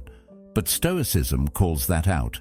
It reminds us that worry without action is just noise, and noise exhausts us. Action, on the other hand, grounds us. That's why this practice isn't just about letting go. It's also about stepping up. Once you've set aside the things you can't control, what remains are the things you can, your thoughts, your actions, your next step, and those matter. They're not small, they're the foundation of your peace. The Stoics didn't preach passivity. They weren't saying, do nothing. They were saying, do what's yours to do, and nothing more. Plato wrote about the importance of order in the soul. That disorder in the mind creates suffering, And what is cluttered thought, if not disorder? When we let worries bleed into every corner of our mind, we lose that inner order. But the moment we begin to name, to sort, to place, we start to restore that balance, not with force, but with awareness. Think of it like this: your mind is a room, and every worry is an object in that room. Some of those objects are yours, your responsibilities, your values, your actions. Others are things you picked up without realizing, other people's expectations, tomorrow's unknowns, yesterday's mistakes. They don't belong here. So what happens if you start clearing the room, not to make it empty, just to make it livable, peaceful, yours? This is where self-compassion enters the picture, because it's easy to feel ashamed of how much space worry takes up. Easy to say, I should be stronger, or I should have let this go by now. But that mindset only adds to the weight. Socrates believed that self-awareness was the beginning of wisdom, but he never said it had to come with self-judgment. Awareness is not about shame, it's about truth. And the truth is, you've been carrying too much. The truth is, it's okay to set some of it down. Sometimes all it takes is a single act of clarity. Writing down your thoughts, drawing 2 columns, what I control and what I don't, not to create perfection, just to practice perspective. It's strange how such a small ritual can shift your entire state of mind. But it does. It takes thoughts out of the fog and puts them where you can see them. And when you see clearly, you start to feel differently. Lighter, not empty, just unburdened. This isn't a one-time fix. It's a daily practice, a gentle sorting of the soul. Because life doesn't stop handing you new worries. But the more you practice this experiment, the quicker you become at recognizing what's yours and what isn't. And slowly your mind starts to trust that it doesn't have to hold everything all at once. That you're allowed to rest, that you're allowed to release. Aristotle believed that true freedom comes from living in alignment with reason. And what could be more reasonable than choosing not to fight battles you cannot win? The worry that lingers in the night. It often pretends to be urgent. But when seen in the soft light of reason, much of it dissolves. You begin to notice what actually requires your energy and what just steals it. And in that noticing, you begin to recover your strength. So when the thoughts rise tonight, and they will, try this. Don't chase them. Don't fight them. Just look at them. Place them gently into one of 2 spaces, and know that the ones outside your control don't require your sacrifice. They only ask for your release. That small act of choice, that's where your power lives. Not in knowing all the answers, but in knowing what's yours to carry, and what, kindly, you can now let go. Rest was never a luxury to the Stoics. It wasn't seen as an escape from effort or a reward for survival.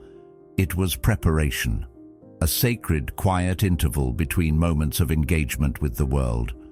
This is a difficult shift for us to make, especially in a culture that treats exhaustion like a badge of honor and views rest as indulgence or even laziness.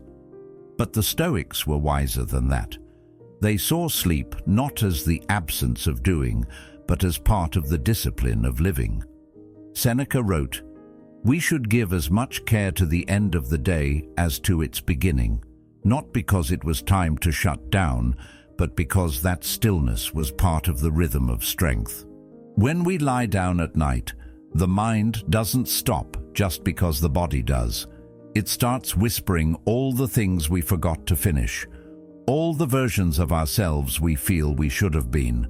This isn't weakness, it's friction, the collision of effort and self-expectation. And yet the Stoics would urge us to reframe that chaos not as failure, but as signal, a sign that the system is overburdened, that even warriors must sharpen the sword, not swing it endlessly. Marcus Aurelius, emperor and philosopher, wrote in his Meditations, "If you seek tranquility, do less. Not do nothing, just do what matters, and rest is part of what matters. Rest prepares the mind in the same way training prepares the body, not through absence, but through structure. A restful mind is a ready mind, and readiness in Stoicism is essential. It's not just about being alert, it's about being composed, calm enough to see clearly, strong enough to act wisely. When you skip rest, you rob tomorrow of your best. And the Stoics knew the danger in that. They believed that nothing should be wasted, not time, not thought, not energy. So if rest can renew those resources, then rest is not optional, it is your responsibility. Carl Jung believed that what you ignore in your waking life will visit you in your dreams. What the Stoics taught, and Jung later echoed, is that rest isn't just for the body, it's also for the processing of emotion, thought, conflict. At night, the things we've pushed aside during the day rise to the surface. That's not a flaw in the design, that's the design. It's the mind's attempt to balance the account, to restore order. And if you meet that moment with resistance, if you treat rest as a thing you must earn or guilt trip your way into, it only adds pressure. But if you see it as a strategic pause, one that clears the fog and strengthens resolve, then sleep becomes something deeper than a break. It becomes part of your practice. Plato once said, "The part can never be well unless the whole is well," and that's the paradox of how we treat rest today. We try to be mentally sharp while physically exhausted, emotionally available while spiritually depleted. The Stoics didn't separate these things. To them, wellness was wholeness, and wholeness required rest, not as a reward, but as a rhythm, like breath. Inhale, effort; exhale, rest. Neither one optional, both essential. There's also a kind of humility in rest that Stoicism respects. It's a moment of surrender, not of defeat, but of self-awareness. To say, "I cannot go on like this," is not weakness, it is wisdom. It's the refusal to burn yourself out chasing perfection. Aristotle said, "Knowing yourself is the beginning of all wisdom." And what better way to know yourself than in those quiet moments before sleep, when you finally hear what the noise of the day drowned out. In that stillness, you see what you've ignored, what you've feared, what you need. And those insights don't arrive while you're charging forward. They arrive when you stop. It's not just that the Stoics allowed for rest, they advocated for it. Because they knew what came next, that tomorrow would test your patience, that people would challenge your calm, that failure would tempt your ego. And what good are Stoic principles if your nervous system is too exhausted to apply them? Rest is not a retreat from the path. It is part of the path. It is where the mind rehearses virtue in silence, where the soul takes inventory and lays down what it cannot carry into another day. Rest is where philosophy stops being theory and starts becoming lived. And maybe that's what we've missed. That rest is not passive. It is active peace. It's the moment where the body resets, the mind recalibrates, and the heart gets quiet enough to feel what's real. The Stoics were not about escapism. They didn't say, "Don't feel." They said, "Don't be ruled by what you feel." And how can you even know what rules you if you never pause to reflect? This is why rest isn't punishment. It isn't a time-out handed to you by the universe for failing to do more. It's preparation for doing what matters. Better, deeper, cleaner. It's where the dust settles, where thoughts slow, where the next day's strength begins. Even in silence, the Stoics knew there is motion. Even in stillness, there is power. So if you've been telling yourself that you can't rest until you've earned it, consider this. Rest isn't something you buy with productivity. It's the foundation that productivity is built on. It's not a break from life. It's where life is restored. And when you treat it that way, something changes. You stop racing the clock. You stop measuring your worth by exhaustion. You start listening. You start noticing. You start preparing. Because when tomorrow comes, and it will, you'll need everything you've gathered tonight. The clarity, the calm, the quiet strength of someone who isn't running, but ready. And if that's not Stoic, what is? There's something about the silence of night that makes you remember how temporary everything is. The laughter from earlier, the tension from an argument, the little wins or missteps, they all fade into a kind of stillness that asks a different question. What actually matters right now? And often we don't like the answer, because so much of our worry, our rushing, our reaching, turns out to be noise, loud in the moment, but meaningless when held against the backdrop of impermanence. The Stoics understood this deeply. Memento mori, they whispered, not to frighten, but to remind. Remember you must die, not in a grim way, but in the way that makes everything else clearer. Carl Jung said that life is a short pause between two great mysteries, and in that pause, we spend so much time chasing permanence, wanting people to stay, projects to succeed, moments to last. But the truth is, nothing does. Not even the emotions that feel overwhelming right now. And while that can sound depressing at first, it's actually where freedom begins. Because when you stop clinging to what you can't keep, you start holding gently what's here. You start realizing that peace doesn't come from control, it comes from perspective. When Marcus Aurelius wrote in his Meditations, "You could leave life right now. Let that determine what you do, say, and think," he wasn't urging despair. He was pointing us toward focus. He knew that if you carried that awareness, not in panic, but in quiet humility, you'd waste less time. You'd argue less over things that won't matter a year from now. You'd let go of the need to win, to be right, to chase everything at once. Because when you remember the limits of your time, you use it better. At night, this truth settles in naturally. The world slows, distractions disappear, and you're left with your mind. And what the mind brings up in those moments, regrets, fears, old stories, are usually rooted in the illusion of permanence, that something should have lasted, that something must be fixed, that you should be more, or have more, or know more by now. But the Stoics would ask, compared to what? Compared to whom? Time humbles us all. Seneca reminded us that it is not that we have a short time to live, but that we waste much of it. And a lot of that waste comes from obsessing over the unimportant, from giving energy to things that crumble under the weight of time. When you reflect on impermanence with gentleness, something opens. You start to see the day not as a blur of duties and reactions, but as a collection of moments. Some worth keeping, some worth letting go. You remember that the people you love won't be here forever, so you soften your tone. You recall that today's mistake will fade, so you stop replaying it.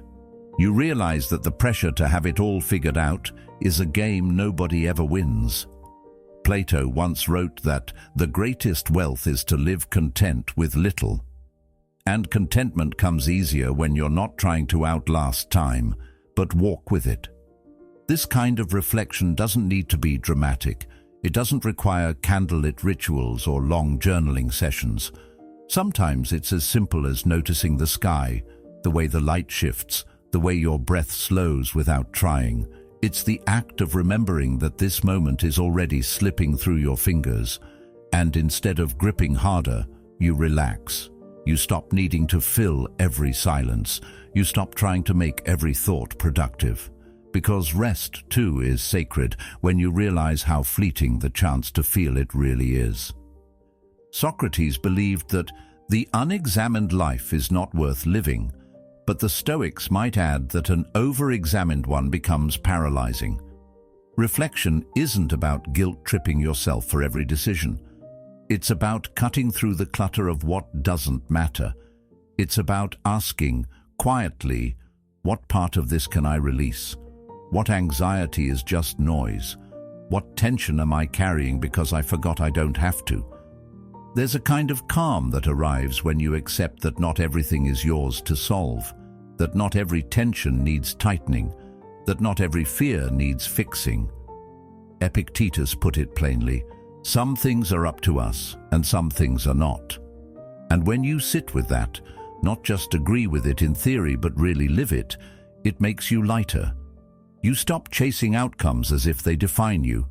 You stop fearing endings as if they undo everything that came before. And it's funny how much of what keeps us awake at night has to do with things we won't even remember when we're older.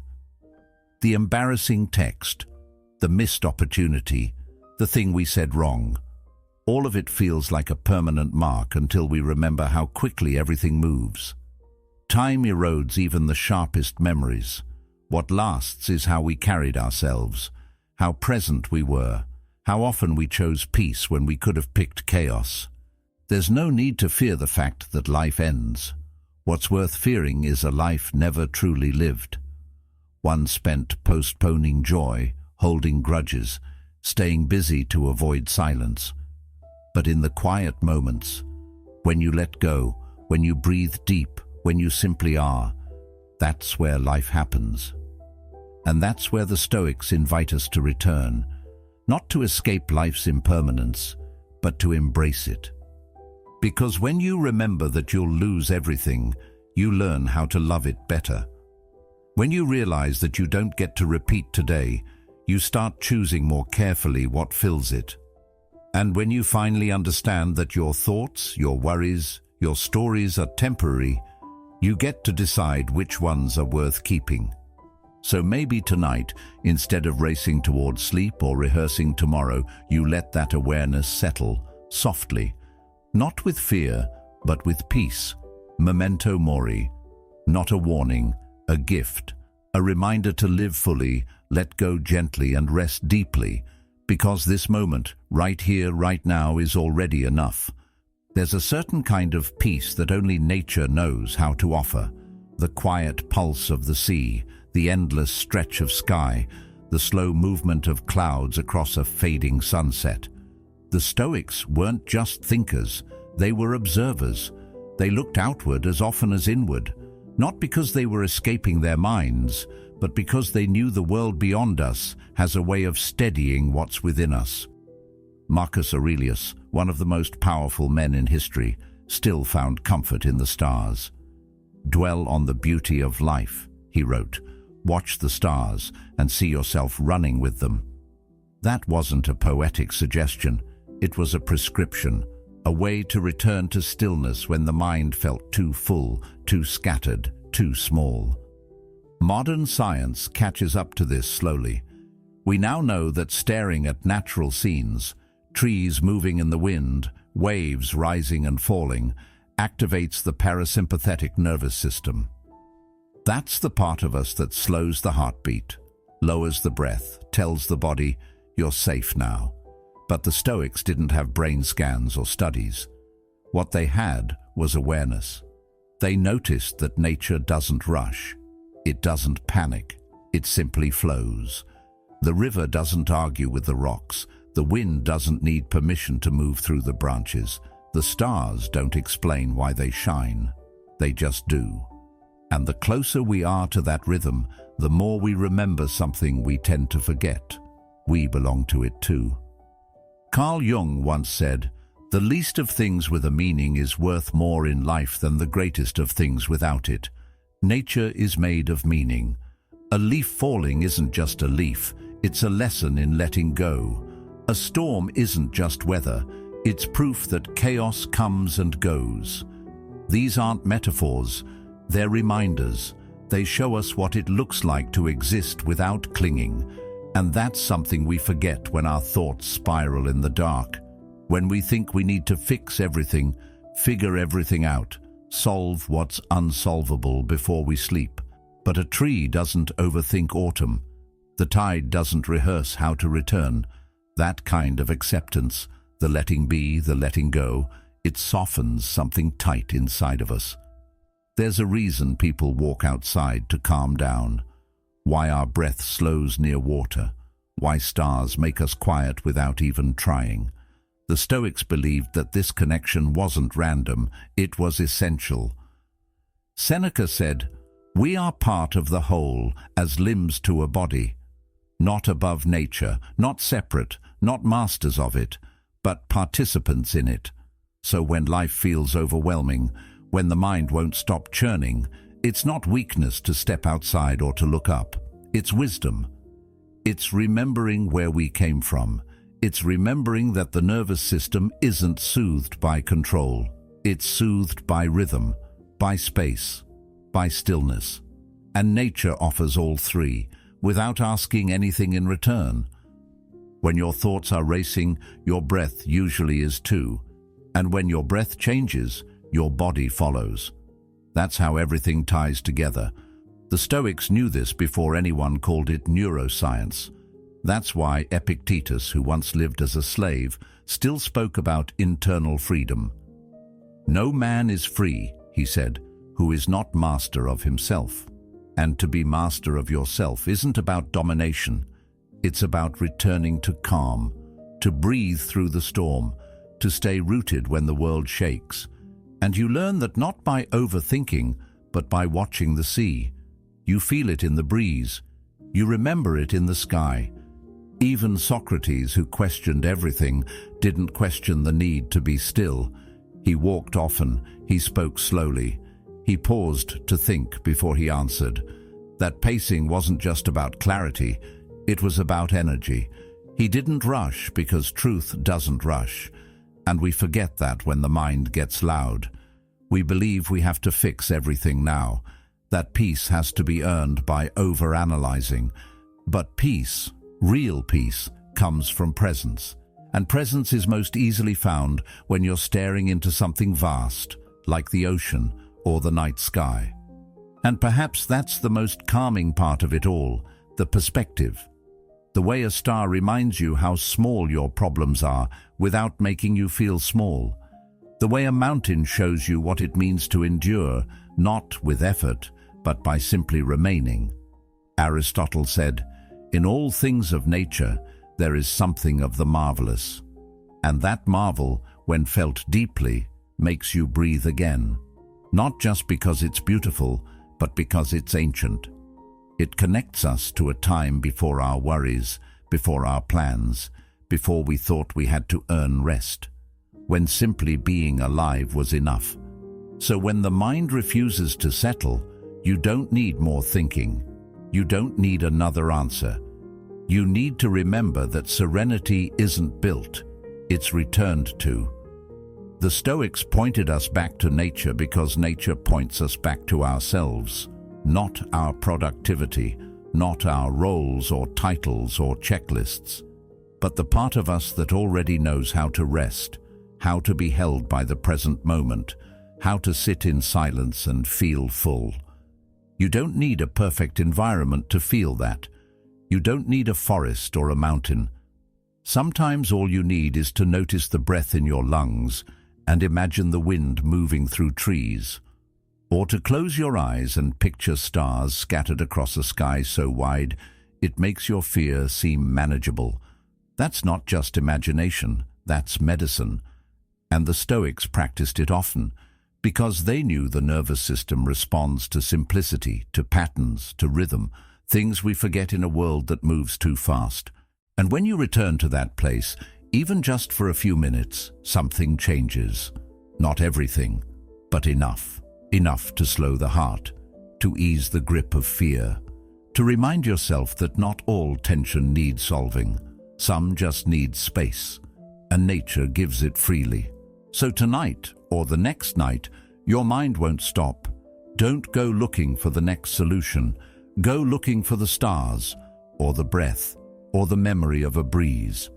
Because the Stoics weren't just offering philosophy, they were offering a way to come home, to yourself, through the world that made you, quietly, gently, without pressure, without perfection, just the kind of calm that waits for you, like the sea, always. There's a strange kind of guilt that creeps in when we try to rest. Not the physical rest of lying down, but the deeper kind, the rest of the mind finally letting go. It's subtle. It whispers things like, "You should be thinking about that email," or "You haven't solved that problem yet," or worse, "If you stop now, you're weak." And we believe it, because somewhere along the way, we learned to measure our worth by what we're constantly holding. But the Stoics, those deeply rational and emotionally honest thinkers, saw through this illusion. They knew that carrying everything all the time wasn't strength, it was suffering.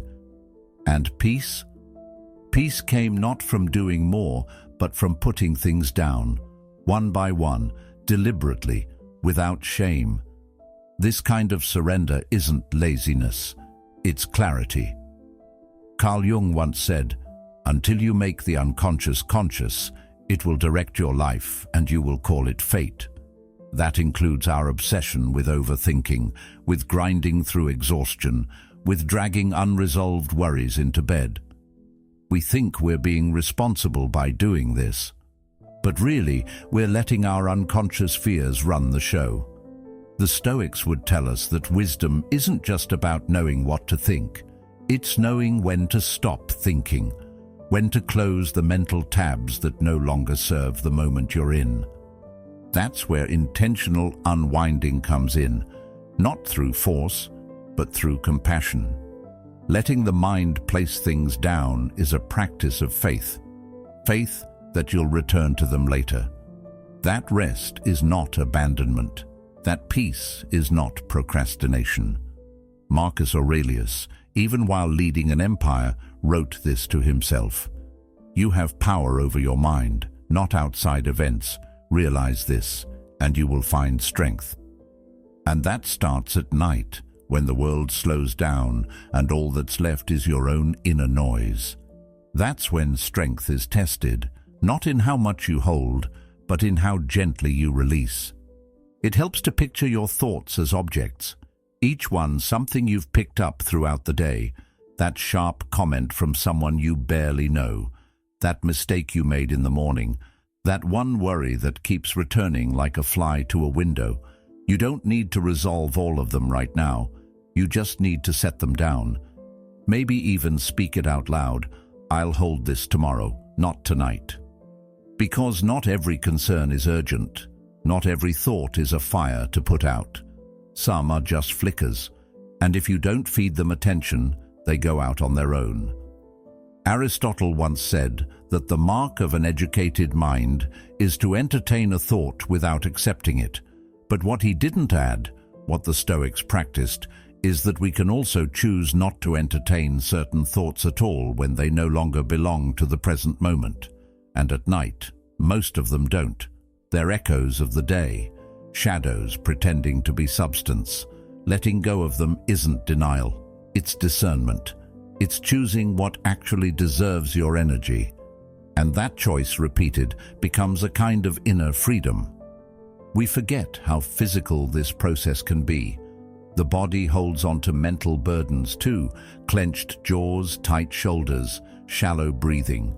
As you begin to put your thoughts down, you might notice the body loosening. It's not imaginary.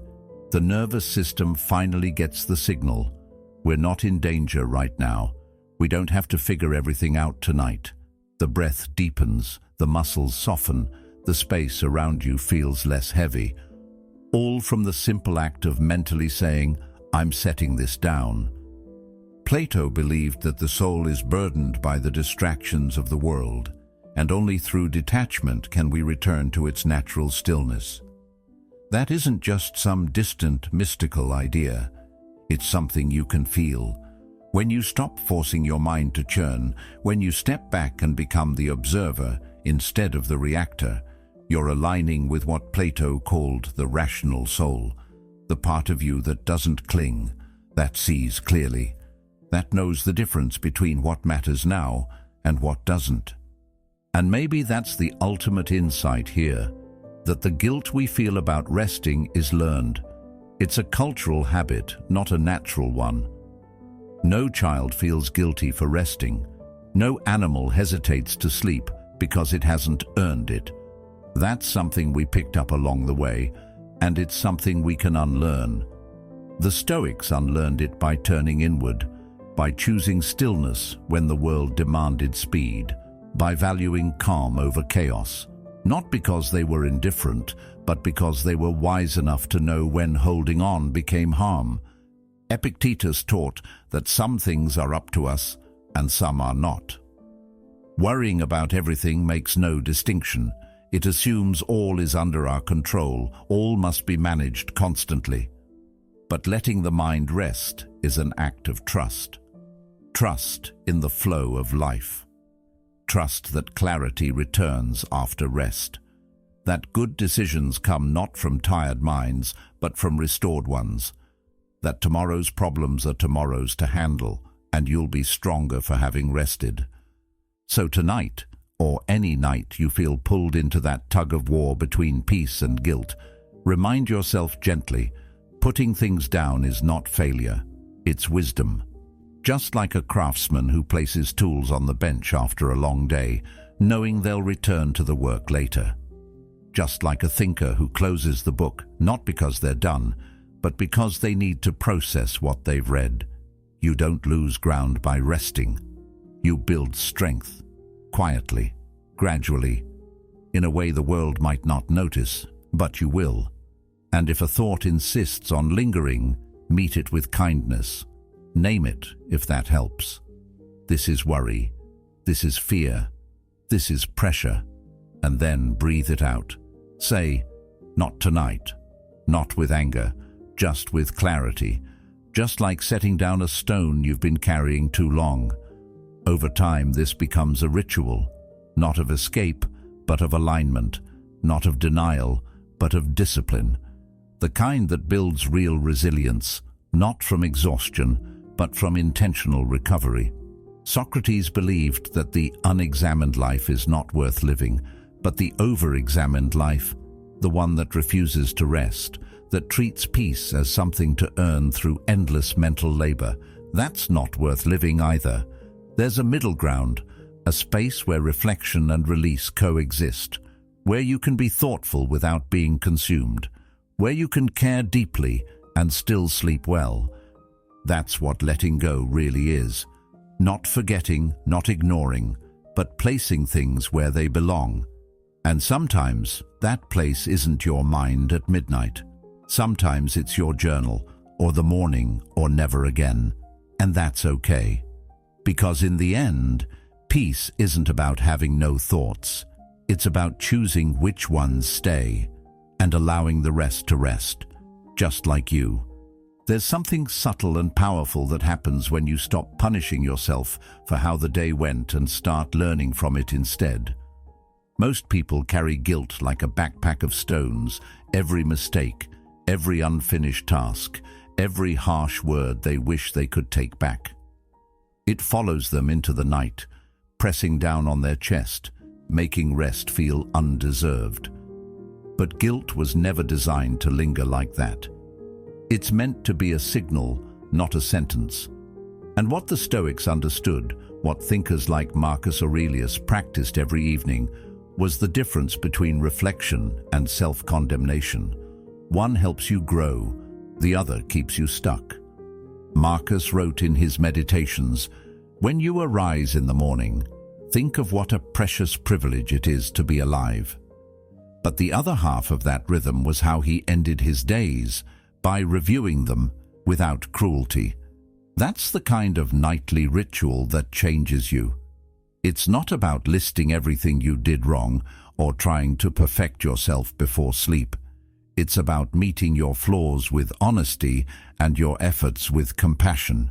You might say to yourself, "Today I spoke when I should have listened," or "I acted from fear instead of patience," not as a punishment, but as a way of taking ownership gently, like someone cleaning a mirror, not smashing it.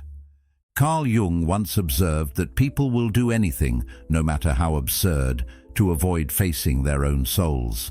But the truth is, looking at yourself doesn't have to be a painful confrontation.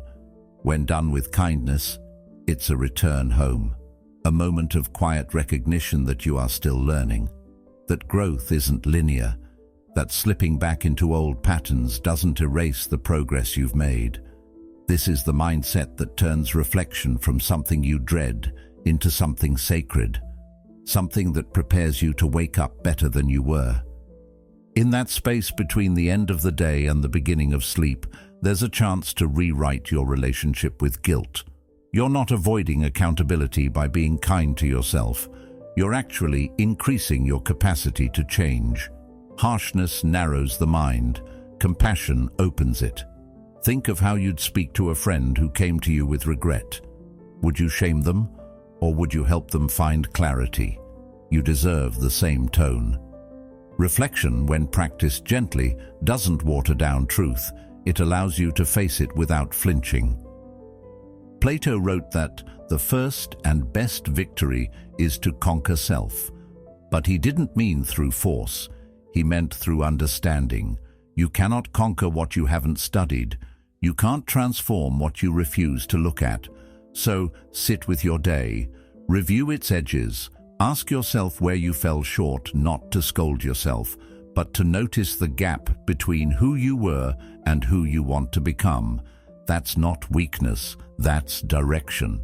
And it's far more powerful than burying your mistakes under shame or pretending they didn't happen. And you don't need hours or a perfect environment to do this. A few quiet minutes, a dim room, maybe a notebook, or maybe just your own thoughts. You can start with one simple question. What did I learn today? Not what did I achieve, not what did I do right or wrong, but what did I learn? Even a mistake, when seen through that lens, becomes valuable. Socrates reminded us that the unexamined life is not worth living, but he didn't say the examined life must be harsh, just honest, just present. What you might notice over time is how this reflection softens you, not in a passive way, but in a grounded one. You'll start noticing your triggers before they explode.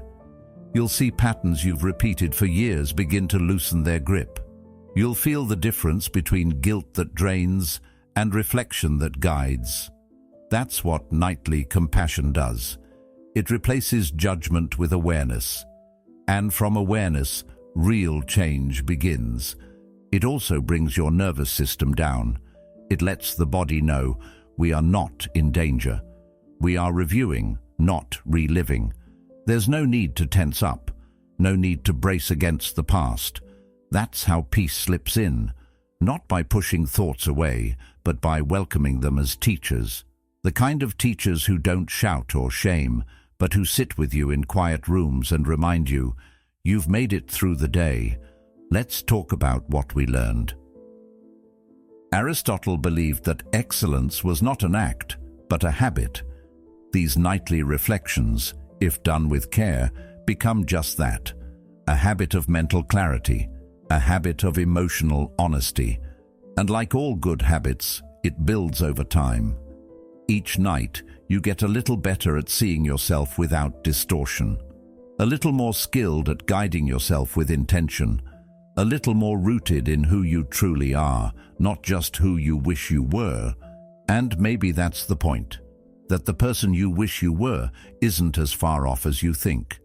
They just need your patience. They need your willingness to look at yourself without cruelty, to accept that some days will feel like steps backward. But even those steps are part of the path if you're paying attention, if you're willing to keep showing up with open eyes and a steady heart.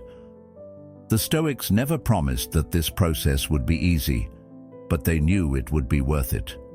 Because it's in these quiet, honest moments at night that we stop outsourcing our growth to fate or chance. We reclaim it, one thought at a time, one breath at a time, one compassionate reflection at a time. And in doing so, we begin to understand that guilt has nothing to teach us once it's done its job. That's when growth begins, not by holding on to guilt, but by releasing it with gratitude, thanking it for the lesson, and letting it go, so you can rest, so you can begin again tomorrow a little lighter, a little clearer, a little more you. Real strength isn't always explosive. It's not the kind of power that slams fists on tables or commands attention in a crowded room. Sometimes real strength is the ability to sit in silence while the future remains a question mark. Stoic resilience, at its core, is exactly that, not the absence of fear or confusion, but the ability to endure them with grace. It's choosing presence over panic, choosing stillness over spiraling. The Stoics never promised certainty. In fact, they accepted how uncertain life was and built their peace not by trying to control what they couldn't, but by mastering their response to it. There's a certain kind of pressure we place on ourselves to appear unshaken, to show we've got everything under control, but Stoic resilience doesn't ask for that kind of performance. It asks for honesty. You don't need to fake confidence. You don't need to pretend you're fearless. You only need to stay present with what is, not what might be, not what should have been, just what is. In the words of Marcus Aurelius, if you are distressed by anything external, the pain is not due to the thing itself, but to your estimate of it. That quote doesn't erase real suffering, but it reminds us where our power lies, not in perfect plans, but in perspective. Carl Jung once said, "Even a happy life cannot be without a measure of darkness." He didn't say to fight the darkness. He didn't say to run from it. He suggested that resilience means including it, holding it, letting it be part of your story without letting it become the whole story. Stoic resilience reflects that same principle. You sit with the discomfort, and instead of trying to solve it instantly, you breathe through it. You let the noise in your mind come and go without forcing an answer to appear. It's not passive, it's patience. It's endurance that doesn't shout, but waits with quiet strength. This kind of steadiness is something that can't be faked. It's built, slowly, night by night, challenge by challenge. You cultivate it not by avoiding difficulty, but by showing up for it. When uncertainty presses against your chest and you don't know what comes next, you stay. You don't run. You stay, breathe, and remind yourself, you've handled unknowns before. You're handling one now. That's resilience. Not a dramatic declaration, but a soft decision to continue anyway. Plato believed that the measure of a person is what they do with power, but another kind of power lives in restraint, in not reacting when everything inside you wants to, in holding your composure when things are collapsing, in whispering to yourself, "This moment is uncomfortable, but it is not permanent." That thought alone can bring you back to yourself. It can shift panic into presence. Because peace, in the Stoic sense, is not a life without problems. It's the ability to meet problems without collapsing into them. This is why Stoic resilience feels so different from what we're often told strength should look like. It doesn't always come with bold decisions or confident speeches. Sometimes it's in the small, quiet acts, making your bed when you feel numb, journaling when your thoughts are jumbled, pausing before you say something you'll regret. It's in choosing not to escape through distraction, but to stay long enough to feel what's real. That's inner discipline, not coldness but clarity. You start to notice that peace doesn't arrive with answers. It arrives when you stop needing them immediately. The Stoics trained themselves to stay with uncertainty without losing themselves in it, to trust that clarity comes in time, but courage is needed now. That's something we can all practice. It's not about silencing fear, it's about learning to walk beside it. Socrates said, "The only true wisdom is in knowing you know nothing." That humility is the foundation of real resilience, because if you can accept not knowing, you free yourself from the lie that you should already have it all figured out. There's something powerful that happens when you stop demanding control and start cultivating composure. You realize that calm isn't a byproduct of everything going your way. It's a decision you can make even when nothing does. That doesn't mean you feel good all the time. It means you don't abandon yourself when you don't. You stay grounded even when the ground beneath you shifts. You keep breathing even when the mind races. This approach doesn't make uncertainty disappear, but it makes it less frightening. Because when you stop resisting what you can't control, you make space to respond to what you can. You move out of panic and into presence, and that presence becomes your strength, not in a loud, obvious way, but in a steady, quiet way. Like the tide, moving forward without rushing, like a mountain holding its place in storms. The beauty of Stoic resilience is that it's available to everyone. It doesn't depend on status, money, or luck. It depends on perspective and practice. You don't need to be perfect to be strong. You only need to return to yourself again and again, especially when it's hard, especially when it's uncertain. That's what makes it real. So when you lie awake at night, unsure of what tomorrow brings, let that be okay. Let it be human. Let it be part of the mystery you don't have to solve right now. And in that space, you might find something deeper than answers. You might find acceptance, the kind that holds you gently and reminds you, even here, even now, you are not broken. You are learning to endure without explanation, to trust without needing a timeline, to sit quietly with life just as it is, and still find peace. Sleep is often treated like a shutdown, like the off switch on a machine that's done enough for the day. But what if sleep wasn't an escape?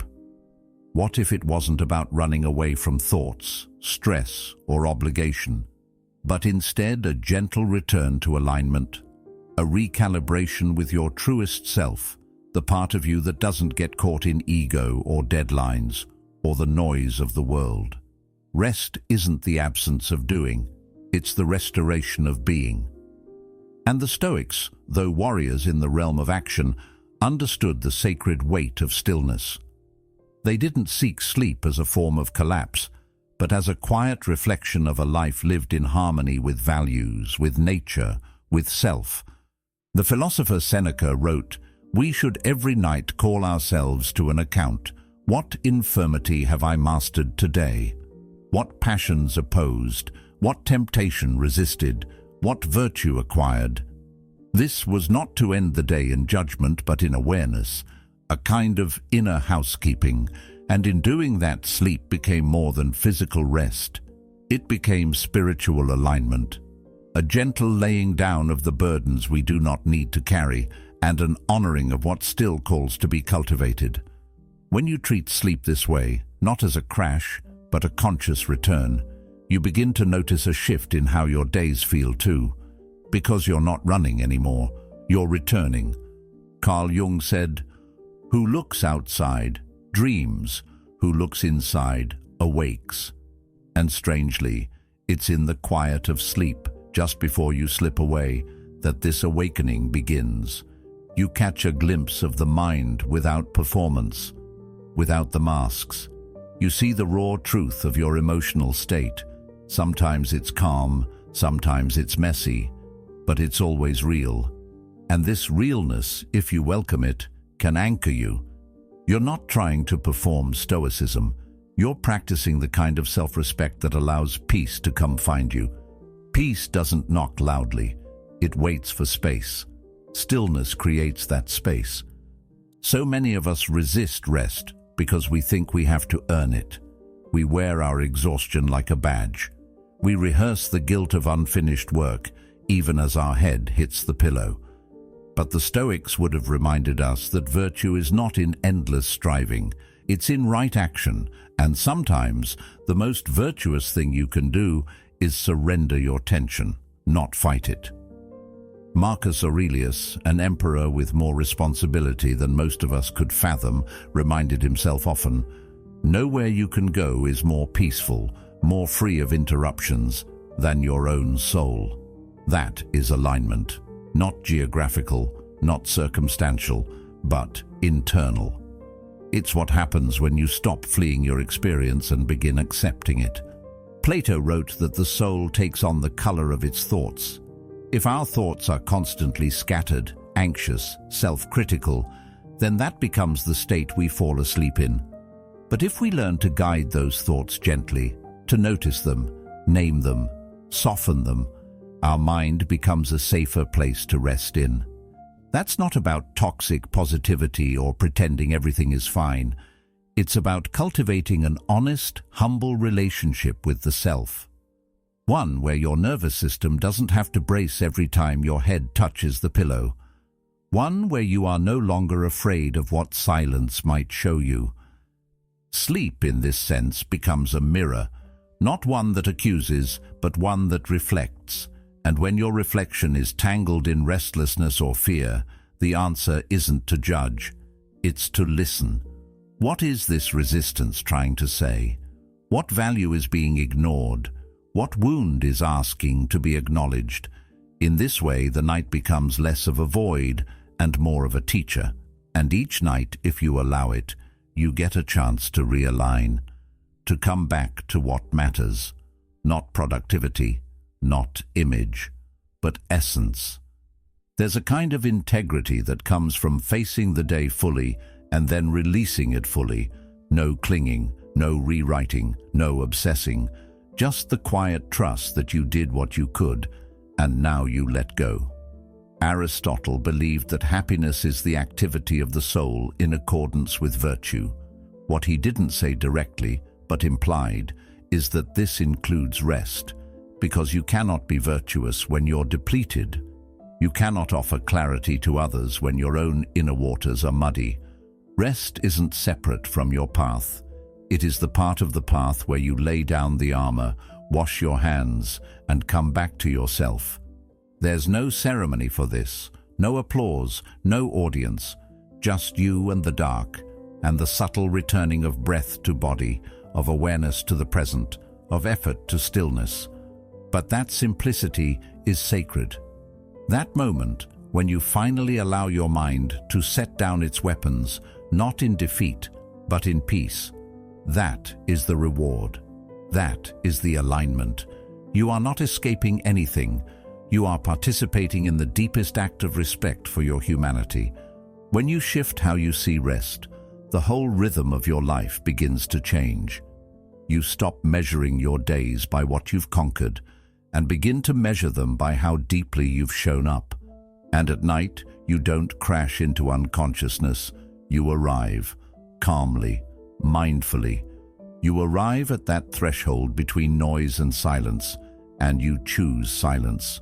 Not because you're giving up, but because you're choosing to begin again, refreshed. Tomorrow will have its own weight, but tonight, you put it down. In this way, sleep isn't the end. It's the gentle space between chapters, and the story you tell yourself in that space shapes how you'll wake.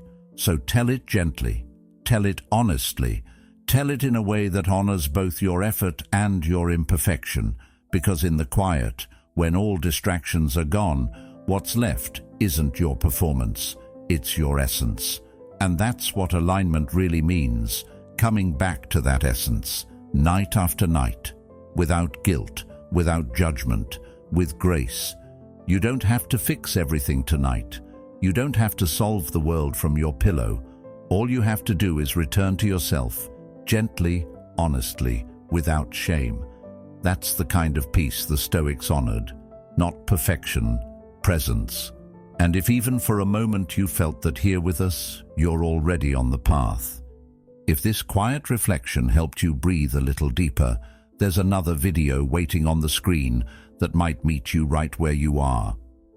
Thank you for being part of Stoic Journal. It means more than you know. Until next time, stay steady, stay soft, and keep the wisdom close.